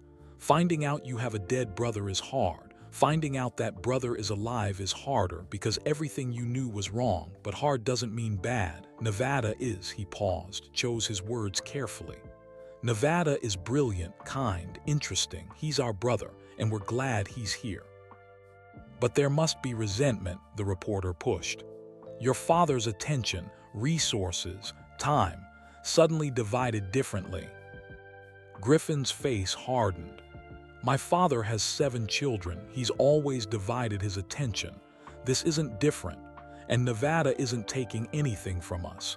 He's adding to our family. That's not a loss. That's a gain." Vivian stood up too, joined Griffin at the microphone. "Also," she said, "everyone needs to stop acting like disabled people are burdens. Nevada isn't a burden. He's a person, with talents, with value. The fact that he uses a wheelchair doesn't change that. Society needs to get over its ableist garbage." Some reporters looked uncomfortable. Others nodded. The triplets stood up, moved to the microphone together. Kai spoke first. "We've had 2 weeks with Nevada. Know what we did, talked about octopuses and robots and engineering, normal brother stuff." Saxon added, "He listens to my music, gives feedback, doesn't judge, that's rare." Damien finished. "He asks good questions, hard questions, makes you think. That's what brothers should do." They sat back down. Nevada's eyes were wet. He hadn't expected this. The support, the solidarity. A reporter raised her hand. Young woman, sympathetic face. "Nevada, what do you want people to know? About you, about disability, about your story. Nevada thought for a long moment. I want people to know that I'm not special because I survived. I'm not inspirational because I use a wheelchair. I'm just a person who likes rockets and engineering and learning, who wants to do meaningful work, who wants to be part of something bigger than himself. He paused, looked at his family behind him. And I want people to know that family isn't perfect. It's messy, complicated, sometimes broken, but it can heal, it can grow, it can become something new. My family lost me, then found me. That's not a perfect story, but it's our story, and it's real. The room erupted with questions, shouted questions, overlapping voices. Marcus stood up. That's all the time we have, thank you for. Wait, a man in the back stood up, older, distinguished. One more question, please. Marcus looked at Elon. Elon nodded, go ahead. The man looked directly at Nevada.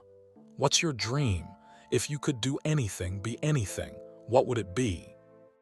Nevada didn't hesitate. I want to go to Mars. The room went silent. Not physically, Nevada continued. I know I can't. My body won't survive the journey, the G-forces, the radiation, the physical demands, but I want to help get us there. Design systems, solve problems, make it possible for others, including people like me, people with disabilities who deserve to be part of humanity's future. He looked at Elon. My father is building Starship, building a way to Mars. I want to help, not because he's my father, but because it matters. Because space should be for everyone, not just the able-bodied, not just the healthy, everyone. The reporters started typing frantically. This was the headline, this was the story. And if you can't go yourself, the man asked. Nevada smiled. Then I'll watch from Earth, and know I helped get someone else there. That's enough. That's more than enough. The applause started small. One person, then another. Then the whole room, reporters clapping, camera operators clapping, even the cynical ones in the back. Marcus ended the conference. Security moved in, guided the family off stage. In the back hallway, away from cameras, Nevada's control broke. He started shaking, full body shaking. I did it, he whispered. I actually did it. Justine hugged him. You were perfect. I was terrified. You were brave, there's a difference. Elon put his hand on Nevada's shoulder. You just told the world who you are. That takes guts. Griffin knelt beside the wheelchair. The Mars thing, you meant that. Every word. Then let's make it happen, not someday, now. Let's get you working on actual Starship designs, real projects, not just notebooks. You think I'm ready. I think you've been ready for years. We just weren't paying attention. Nevada looked at his siblings, his parents, his family. Thank you, he said quietly, for being here, for standing with me. I couldn't have done this alone. Good thing you're not alone anymore, Vivian said. They stayed in that hallway for 20 minutes, recovering, processing, being together. Outside, the reporters dispersed, filed their stories. Within an hour, every news outlet had the same headline. Elon Musk's dead son found alive after 22 years. Disabled son dreams of Mars despite impossible odds. Musk family reunites in emotional press conference. The internet exploded, again, but differently this time. Twitter, X, whatever, filled with reactions. I'm crying, that was the most honest thing I've ever seen. Nevada is incredible, give him a job already. The siblings supporting him, that's real family. I was wrong, this isn't a publicity stunt, this is real. Elon better not mess this up. But also, still suspicious, rich people playing victim. What about the other kids? This is unfair to them. The opinions were endless, contradictory. Loud, back at the hotel, Nevada scrolled through social media, reading everything. You should stop, Elon said. Nothing good comes from reading comments. I know, but I can't stop. People are talking about me, about us, about whether I'm real or fake, whether you're good or bad, whether. Nevada, stop. He looked up. What people say doesn't matter. What we do matters. What we build together matters. The rest is noise. Easy for you to say. You're used to this. I'm not used to it. I just learned to ignore it, mostly. Nevada put down his phone. What happens now? Now you rest. Tomorrow we start planning your role, your work, your life. Just like that. Just like that. What if I fail? What if I can't do the work? What if? Then you fail, and you try again. That's how everything works. Nevada nodded slowly. Okay, I can do that. That night the hotel room was quiet. Nevada slept, actually slept, exhausted but peaceful. Elon sat by the window, looked at the lights of Sparks. This desert town that had hidden his son for 22 years. His phone buzzed. A text from Griffin. He's going to be okay. We'll make sure of it. Another from Vivian. That was intense, but good. He's stronger than he thinks. The triplets sent a group message. Welcome to the family officially. Sorry about the chaos. It's always like this. Elon smiled. Read the messages again. Then he looked at Nevada, sleeping peacefully for the first time in weeks. Tomorrow would bring new challenges, media attention, work decisions, life changes, but tonight his son was safe. His family was together, and for the first time in 22 years, everything felt right, not perfect, not easy, but right. 6 months passed, 6 months of adjustment, of learning, of building something new. Nevada moved to California. A house near SpaceX headquarters in Hawthorne, fully accessible, ramps, wide doorways, modified bathroom, everything he needed. Elon bought it without hesitation. Money wasn't the issue, time was. Nevada had his own workspace, computer setup, engineering software, video conferencing equipment, a team assigned to work with him, not babysitters, real engineers who took him seriously. His first project, accessibility modifications for Starship crew compartments. The work was real. The challenges were hard. Nevada thrived. He published his first paper. Griffin helped with the academic language, but the ideas were all Nevada's. Adaptive life support systems for long-duration spaceflight. It got accepted into the Journal of Spacecraft and Rockets. 22 years old, no formal degree, published anyway. The engineering community noticed. Justine visited every month, stayed for weeks. She and Nevada talked. Long conversations about everything, making up for lost time. They'd never be mother and infant, but they could be mother and adult son. That was something. The siblings integrated Nevada into their lives. Group chat stayed active, video calls, weekend visits. X met Nevada and immediately started asking about rockets. Y called him Vada because Nevada was too hard, it stuck. Griffin helped Nevada navigate academic circles, introduced him to professors, researchers, opened doors. Vivian dragged Nevada to concerts, art shows, places he'd never been, showed him the world beyond engineering and space. The triplets treated him like he'd always been there, teasing, inside jokes, normal brother chaos. It wasn't perfect. There were hard days, days when Nevada's body hurt, days when the medications made him sick, days when he felt trapped in a wheelchair while everyone else moved freely. But there were good days too, more good days than bad. The media attention faded, not completely, but enough. People moved on to other stories. Other scandals. The Musk family became old news. Life settled into something resembling normal, then came the call. May 2025. Nevada's 23rd birthday, the family gathered at his house. Cake, presents, celebration. X gave Nevada a drawing, rocket ships, crude but earnest. For Mars, X explained seriously. Y gave him sticky kisses and a rock she'd found. Pretty rock for Vada. Griffin gave him a framed copy of his published paper. First of many, the card said. Vivian gave him concert tickets. You're coming with me. No excuses. The triplets gave him a custom gaming controller, modified for his grip. Now you can destroy us at video games properly. Justine gave him a photo album, pictures she'd kept from when he was a baby. The only 10 weeks she'd had with him, preserved. Elon gave him a key. "What's this?" Nevada asked.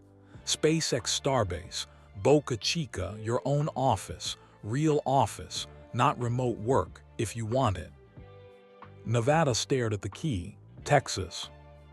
"Yeah, I know it's far from here, from LA, from everyone, but the real work happens there.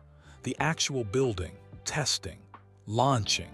If you want to be part of it, really part of it, that's where you need to be." Nevada's hands shook. "You're serious?" "Completely serious. You've proven yourself. The team respects you. Your designs work. It's time to be there in person." "But my medical care, my therapists, my routine." "We'll transfer everything. Best doctors in Texas, modified living space, transportation, whatever you need." Nevada looked overwhelmed. That's a lot." "I know, think about it. No pressure, but the offer stands." The party continued. Cake was eaten, presents were opened, but Nevada was quiet, thinking. After everyone left, just Elon remained, helping clean up. "You okay?" Elon asked. "Yeah, just processing." "Texas is big. I shouldn't have dropped it on you like that." "No, I want to go. I really want to go. It's just scary." "What's scary about it?" Nevada wheeled over to the window, looked at the California sky. "What if I can't handle it? The work, the pressure, the expectations. You're giving me real responsibility. What if I fail?" Elon sat down. "Then you fail. We all fail sometimes." "You don't fail." "I fail constantly. Rockets explode, products flop. Ideas don't work. Failure is part of the process." "But you bounce back. You're strong. I'm not." Nevada gestured at himself. "I'm not strong, not physically." "Strength isn't just physical." "Tell that to my body." They sat in silence. Then Elon said something he'd been thinking for months. "You know what I realized?" he asked. "What?" "You're stronger than me, actually stronger." Nevada laughed, bitter. "Right, the guy who can't walk is stronger than Elon Musk." "I'm serious. You survived things I never could, grew up alone, built a life from nothing, taught yourself engineering with no help, forgave parents who weren't there, even when you thought we'd abandoned you. That takes strength I don't have." Nevada went quiet. "I break rockets and build new ones," Elon continued. "That's easy. You break expectations and build yourself anyway. That's hard." "You really believe that?" "I really believe that." Nevada wiped his eyes. Okay, I'll think about Texas." 2 days later, Nevada called Elon. "I want to do it. Texas, Starbase, all of it." "You're sure?" "No, but I'm doing it anyway. Isn't that what you taught me? Do scary things anyway." Elon smiled. "Yeah, that's what I taught you." The move took a month. Medical transfers, equipment shipping, setting up the new house near Boca Chica. Beach view, sound of the ocean, room for everything Nevada needed. His first day at Starbase, Elon gave him a tour. The massive facility, the towering Starship prototypes, the construction bays, the launch pads, engineers everywhere, building, testing, solving problems. Nevada stared at everything, eyes wide, trying to absorb it all. "This is where it happens," Elon said. "This is where we build the future. It's incredible. Want to see your office?" Nevada followed, past the main buildings, to a smaller structure. New, built recently. Inside, an office. Large, accessible. Windows overlooking the launch site, a desk, multiple monitors, engineering equipment, whiteboards covering every wall, and on the desk, a nameplate. Nevada A. Musk Accessibility Systems Engineer. Nevada touched the nameplate. It's real. It's real.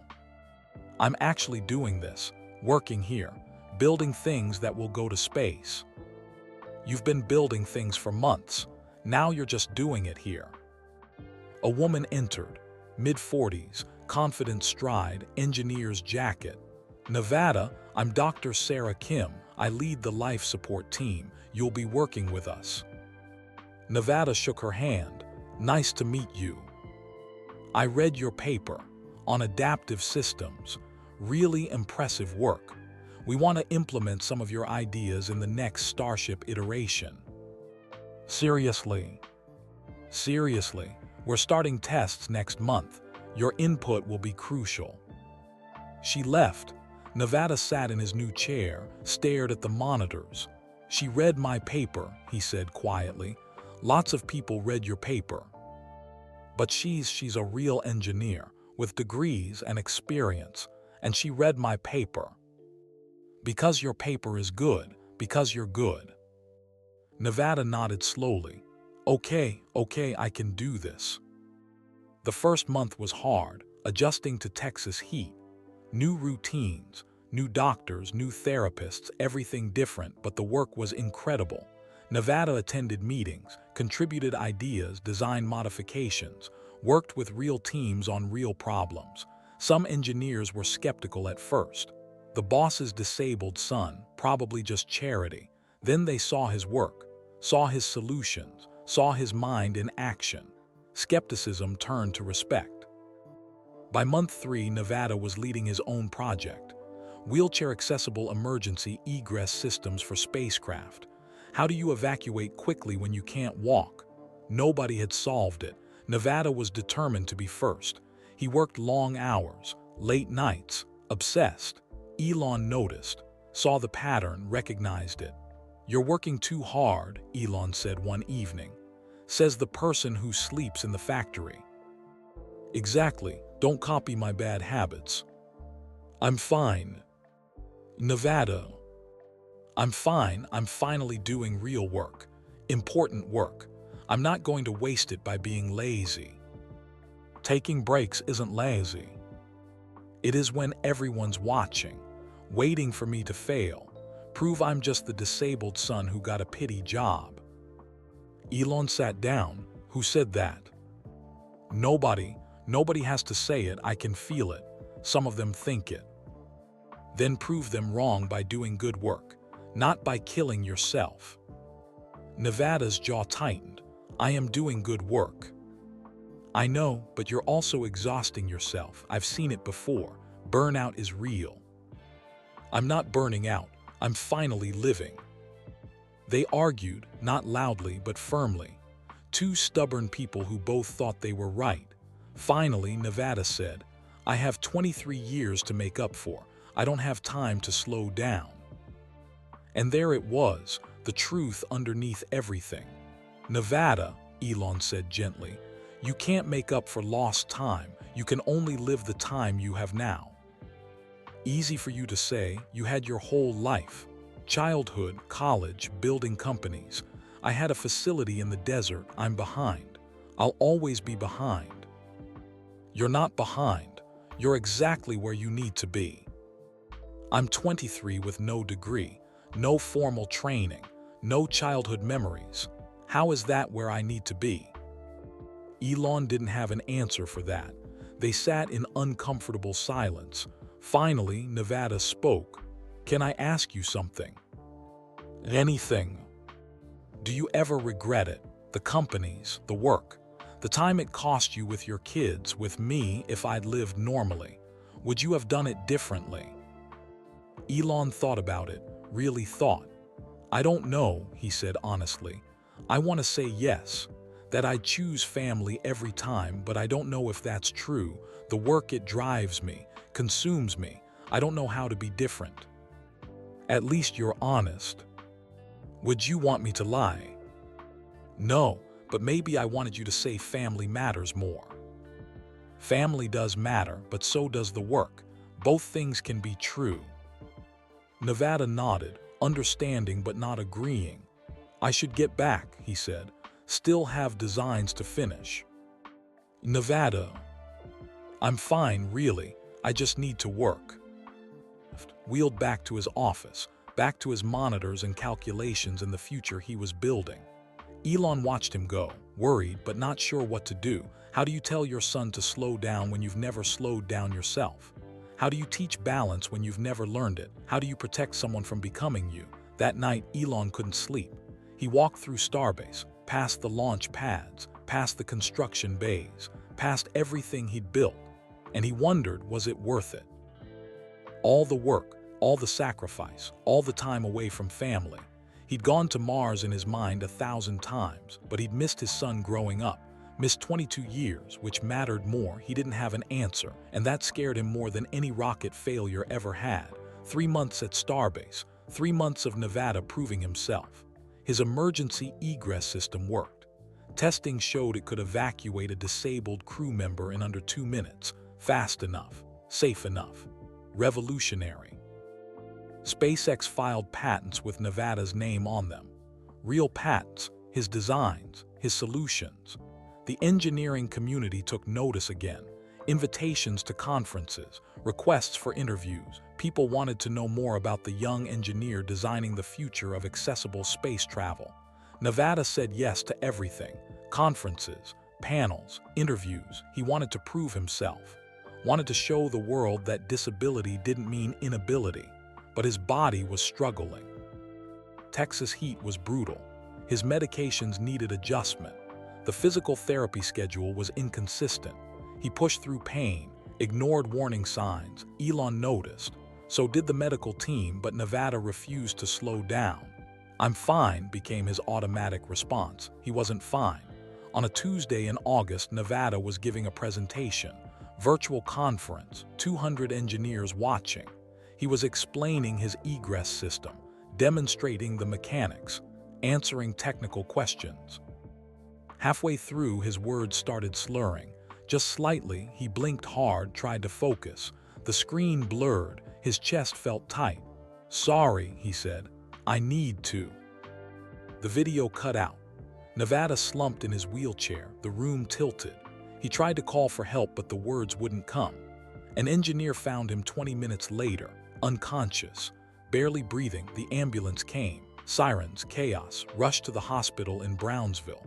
Elon got the call during a meeting. He actually ran through the facility to his car, drove 90 miles an hour to the hospital. Nevada was in the ICU, hooked to machines, monitors beeping, oxygen mask on his face. Dr. Patel met Elon in the hallway, cardiologist, serious face. "What happened?" Elon demanded. "Cardiac event. His mitral valve prolapse. It's progressed faster than we expected. Combined with exhaustion, dehydration, and stress, his heart couldn't keep up." "Is he going to be okay?" "For now, yes. We stabilized him, but Mr. Musk, this is serious. The valve is deteriorating. He needs surgery, soon."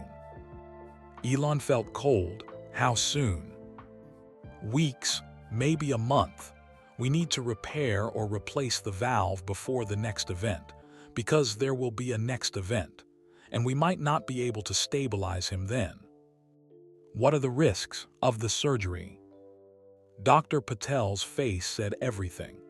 With his history of brain injury, his cerebral palsy, his compromised system, the risks are significant, but not operating is riskier. "What are the odds?" "Of successful surgery, 75%, maybe 80% if everything goes perfectly." "And if it doesn't go perfectly?"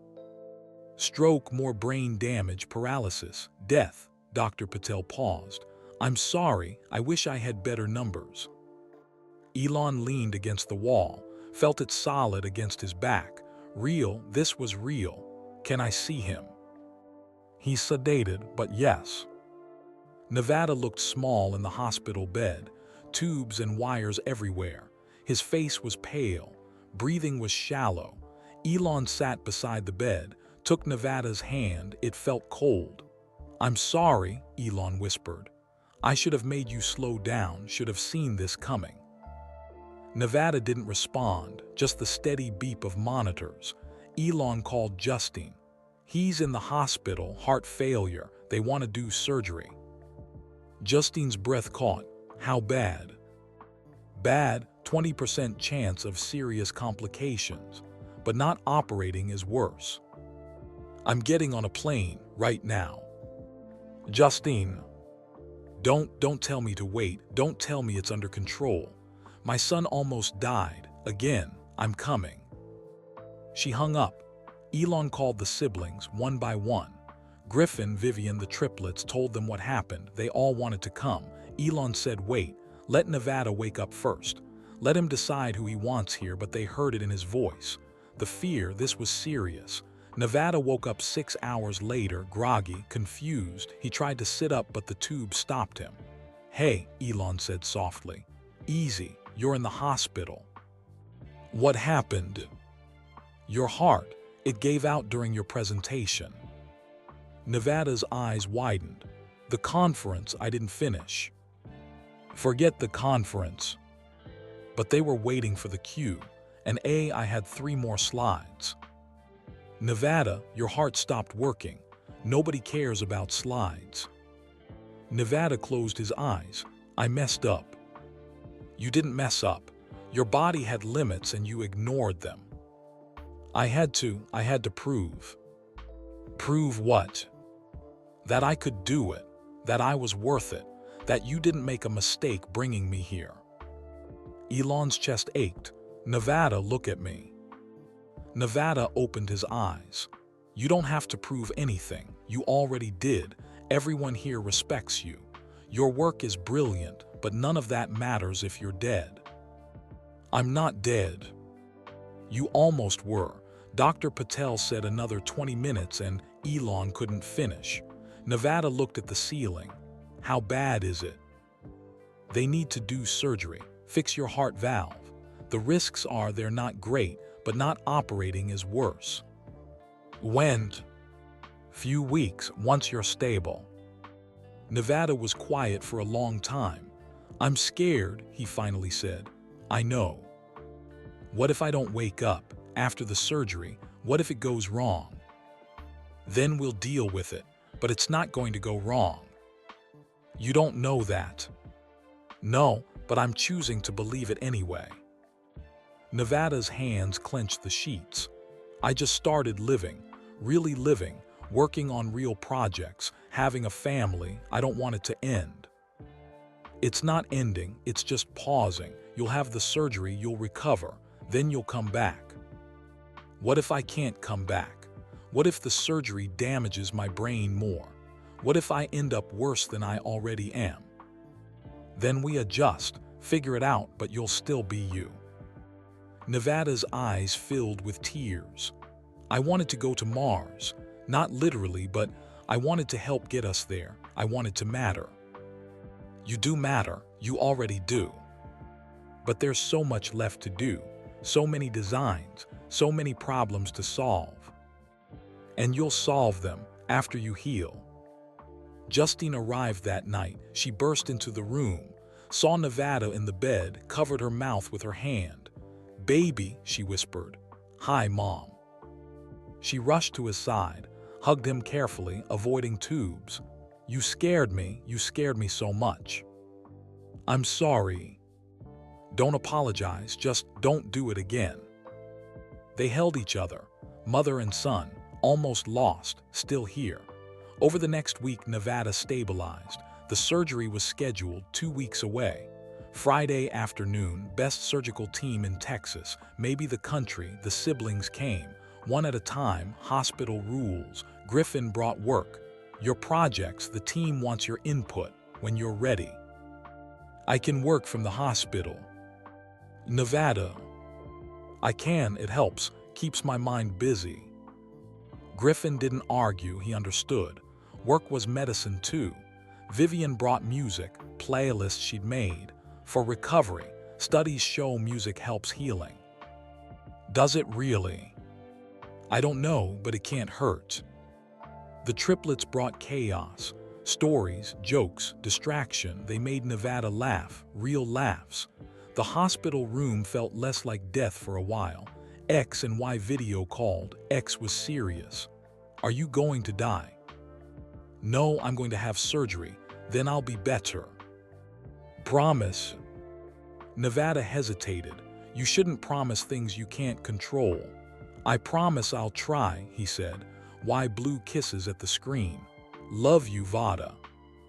Love you too, Y. The night before surgery, Nevada couldn't sleep.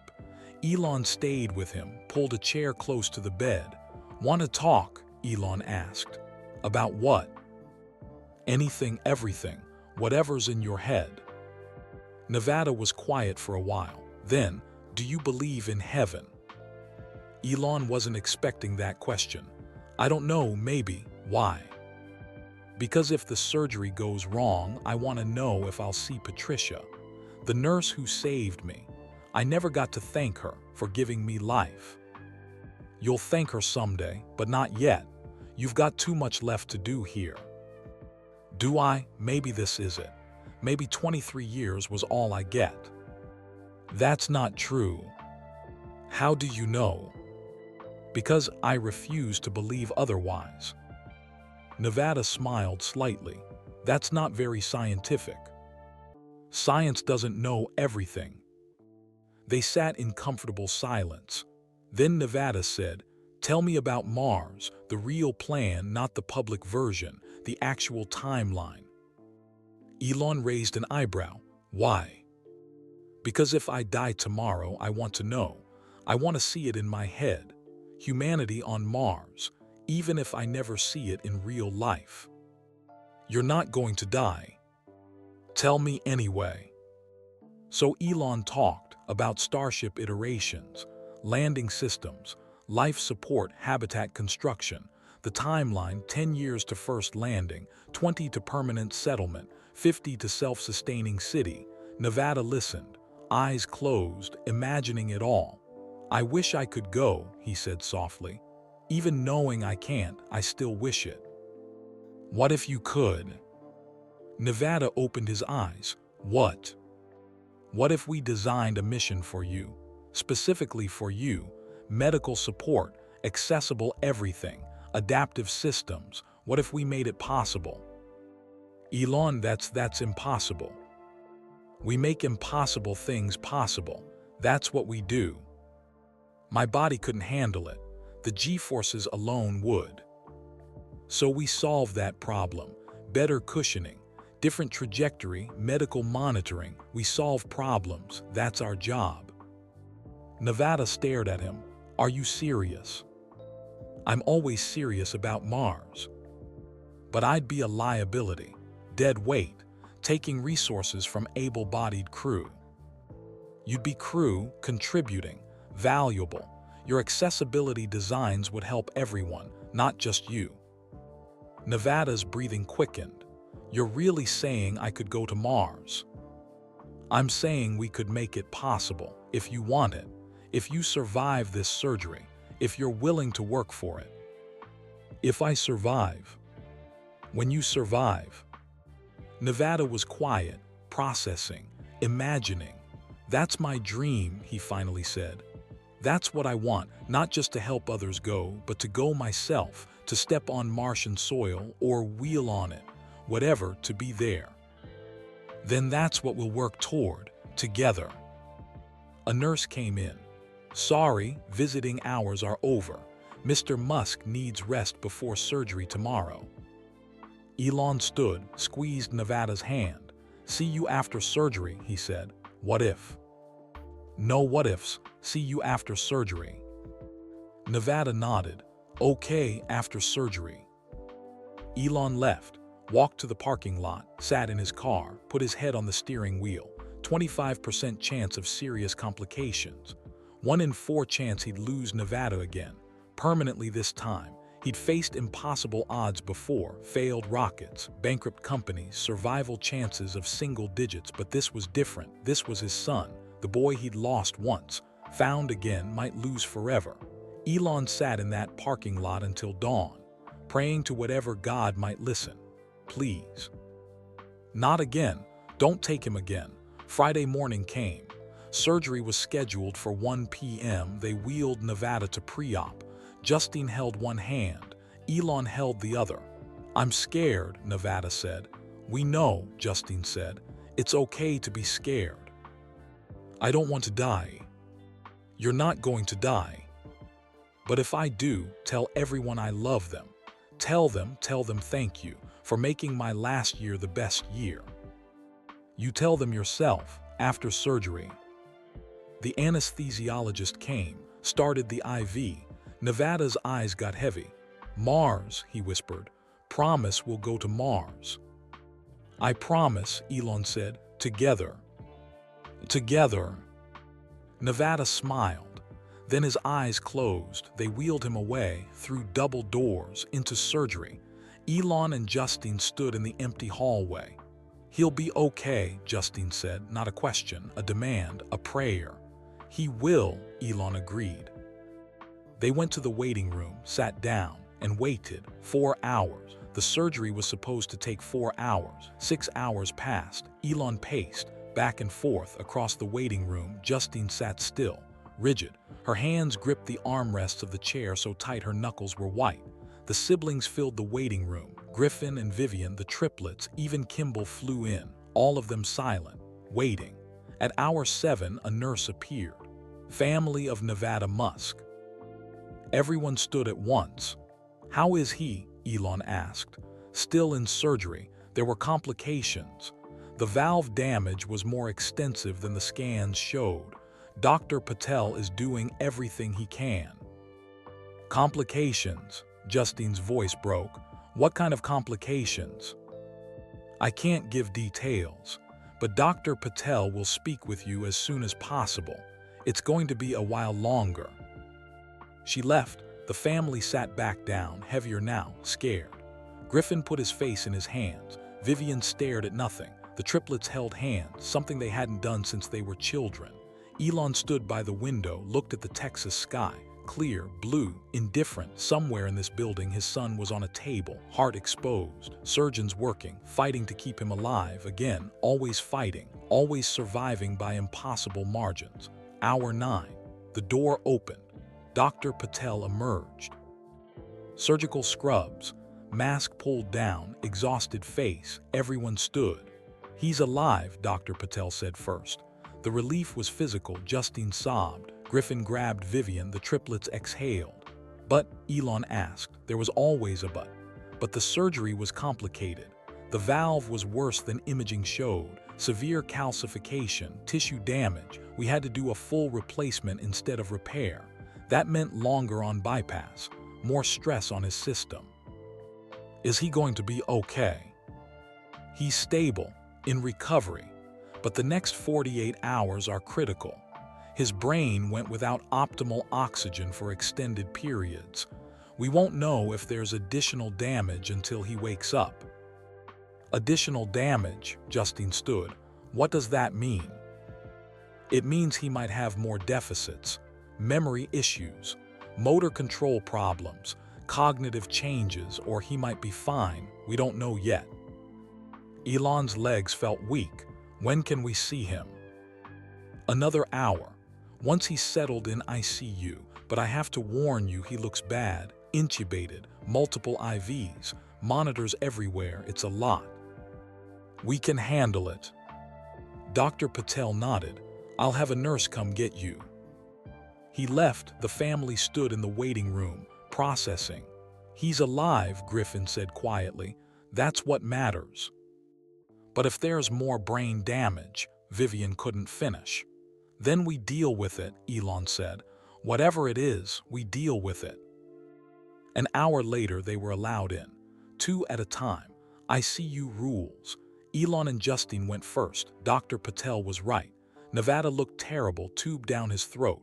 Machines breathing for him, chest bandaged, monitors beeping, pale, so pale. Justine covered her mouth, tried not to cry, failed. Elon moved to the bedside, took Nevada's hand. It was warm, that was something. He was warm, alive, breathing, even if machines were helping. "Hey," Elon said softly. "Surgery's done, you made it. Now, you just need to wake up." No response, just the mechanical hiss of the ventilator. They sat with him for 20 minutes, then let the others take turns. Griffin and Vivian, the triplets, Kimball, each of them said something, whispered words, prayers, promises. Nevada didn't respond. 2 days passed. Nevada remained unconscious.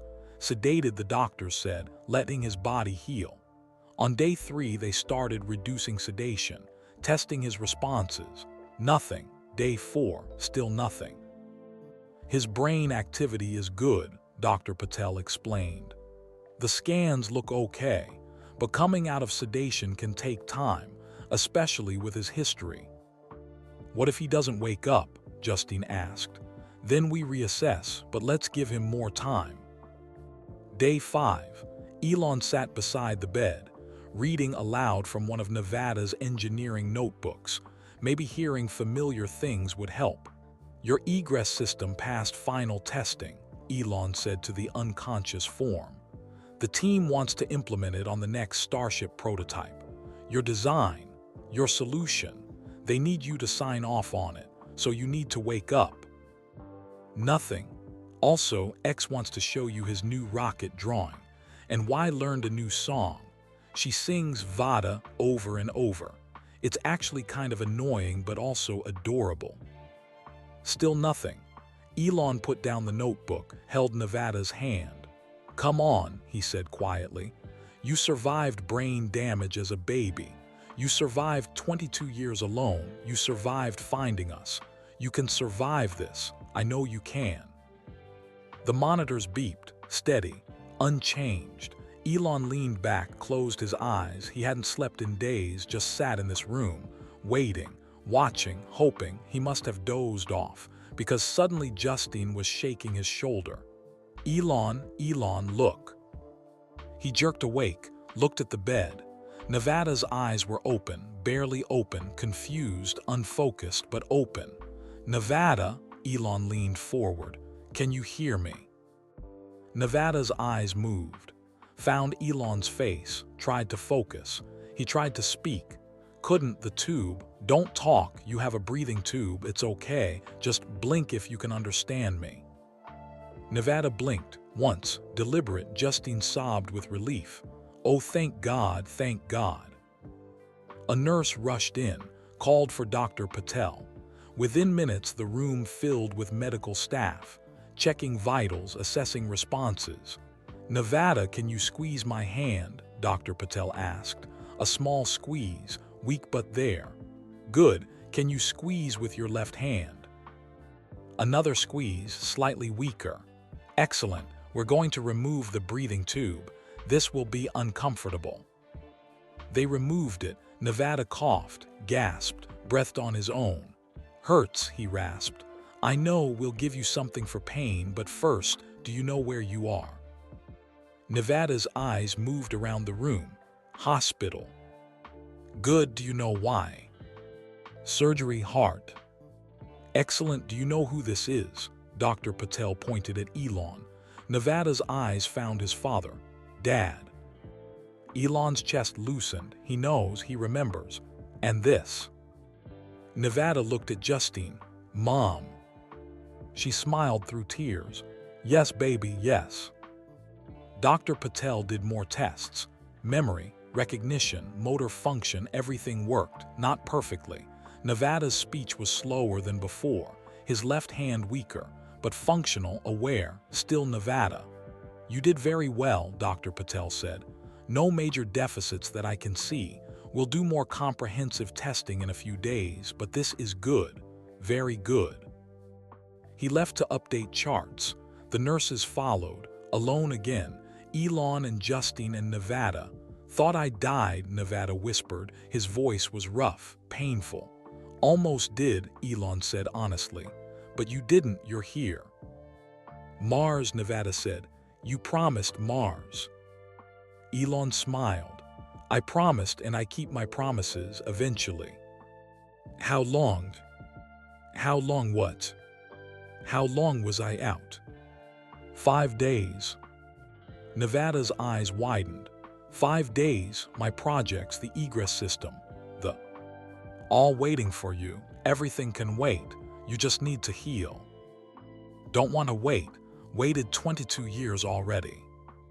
Nevada. No, no more waiting. I'm alive. I want to live. Justine squeezed his hand. You will, sweetheart, you will, but you need to recover first. Then I'll recover fast. Did, faster than expected. Off ventilator in 12 hours, out of ICU in 3 days, transferred to regular room in a week. Physical therapy started, harder now. The surgery had weakened his already weak body, but he pushed, determined. 2 weeks after surgery, Dr. Patel cleared him to go home, with restrictions, no working, no stress, rest only. Nevada agreed to everything, had no intention of following any of it. 3 weeks after surgery, he was back at his computer. Working remotely, small projects, easy stuff, just to feel useful. 4 weeks after surgery, he asked Elon a question. When's the next launch? They were at Nevada's house. Elon visiting, checking on recovery. December, Starship test flight. Why? I want to be there at Starbase, watching. Nevada, I don't know if that's. I want to be there. I've never seen a launch in person. Only videos. I need to see it real. Elon studied his son's face. Determined, stubborn, so much like himself. Okay, Elon said. You can come, but you follow medical orders. Bring your equipment, your medications, your support team.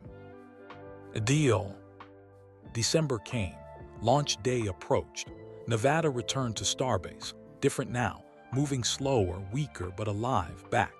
The engineering team welcomed him cautiously at first, afraid of saying the wrong thing, then normally, because Nevada demanded normal. Launch day, clear sky, perfect conditions. Nevada positioned himself in the viewing area, wheelchair in the best spot, family around him, Elon beside him. Starship stood on the pad, massive, silver, beautiful, everything they'd been building toward. That's going to Mars someday, Nevada said. Yes, Elon agreed. And I'm going to help get it there. Yes. And maybe I'll go too. Maybe if you want. Nevada looked at his father. Do you really think it's possible, someone like me, on Mars? Elon looked at the rocket, at the impossible thing they'd made real. 5 years ago, people said reusable rockets were impossible. Now we land them routinely. 10 years ago, electric cars were a joke. Now they're everywhere. 20 years ago, private space companies were fantasy. Now we're here. He turned to Nevada. Impossible just means nobody's solved it yet. That's all. And you're good at solving things nobody else can solve. Nevada smiled. Yeah, I am. The countdown began. T-minus 60 seconds. The family watched together, all of them. Elon's children, all 7, impossible but real. T-minus 30 seconds. Nevada's hand found Elon, squeezed tight. T-minus 10. The engines ignited, fire and fury, power beyond imagination. The rocket lifted, slowly. Then faster, climbing, breaking free of Earth's gravity. Nevada watched, eyes wide, face reflecting firelight, tears streaming down his cheeks. It's beautiful, he whispered. Yeah, Elon agreed. It is. Starship climbed higher, became a point of light, then disappeared into the sky, heading toward space, toward the stars, toward Mars. Nevada watched until it was completely gone, then looked at his father. Thank you, he said. For what? For finding me, for giving me this, for making me believe impossible things are possible. Elon pulled Nevada close, hugged him carefully, mindful of healing incisions. You made yourself believe that, Elon said. I just gave you the tools. They stayed at Starbase for another week. Nevada working, really working, not resting like he should, but alive, living, finally living. One night, sitting on the beach near his house, Nevada said something. I don't know how much time I have. The doctors won't say exactly, but my heart, it's not going to last forever. Elon started to protest. Nevada held up his hand. I know, nobody knows, but I'm realistic. My body's been through too much, so I need to make it count. Every day, every moment, everything I build. You're going to be fine. Maybe, maybe not, but either way, I got to meet you. Got to meet my family, got to work on rockets, got to see a launch. I got more than I ever thought I'd have. He looked at Elon. That's enough.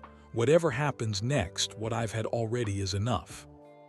But Elon looked at his son and thought, it's not enough, not nearly enough. They deserved more time, more launches, more projects, more everything, but maybe Nevada was right. Maybe enough wasn't about quantity. Maybe it was about quality, about making every moment matter, about living fully in whatever time you had. The waves crashed on the beach. The stars stretched overhead. Mars was up there somewhere, red and distant and waiting. We're going, Nevada said, to Mars. We're really going to make it happen. Yes, we are. How long, realistically? 10 years, maybe less. I'll be 33, if I make it that long. You'll make it. Nevada smiled, uncertain but hopeful. Then I better keep working, lots to do in 10 years. They sat on that beach, father and son, watching the stars, planning the impossible, because that's what Musks did. They made impossible things real.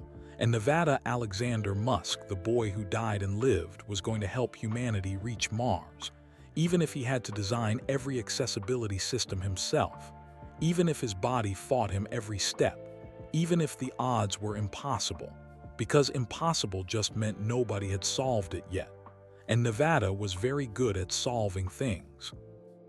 And that was the end of this story, a story about loss and finding, about impossible second chances, about a son who refused to give up and a father who got to say the words he thought he'd never say again.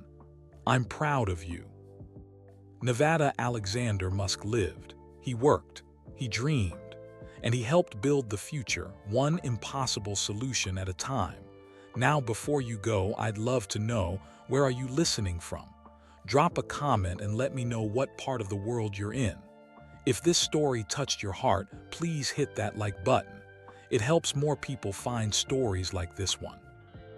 And don't forget to subscribe to the channel for more emotionally powerful, thought-provoking stories that will make you feel, think, and believe in second chances. Finally, share this video with your friends and family. Spread the message of hope, resilience, and the power of never giving up. Because sometimes, the stories we need to hear most are the ones about ordinary people doing extraordinary things against impossible odds. Thank you for listening. Until next time, remember, impossible just means nobody's solved it yet, and maybe you're the one who will.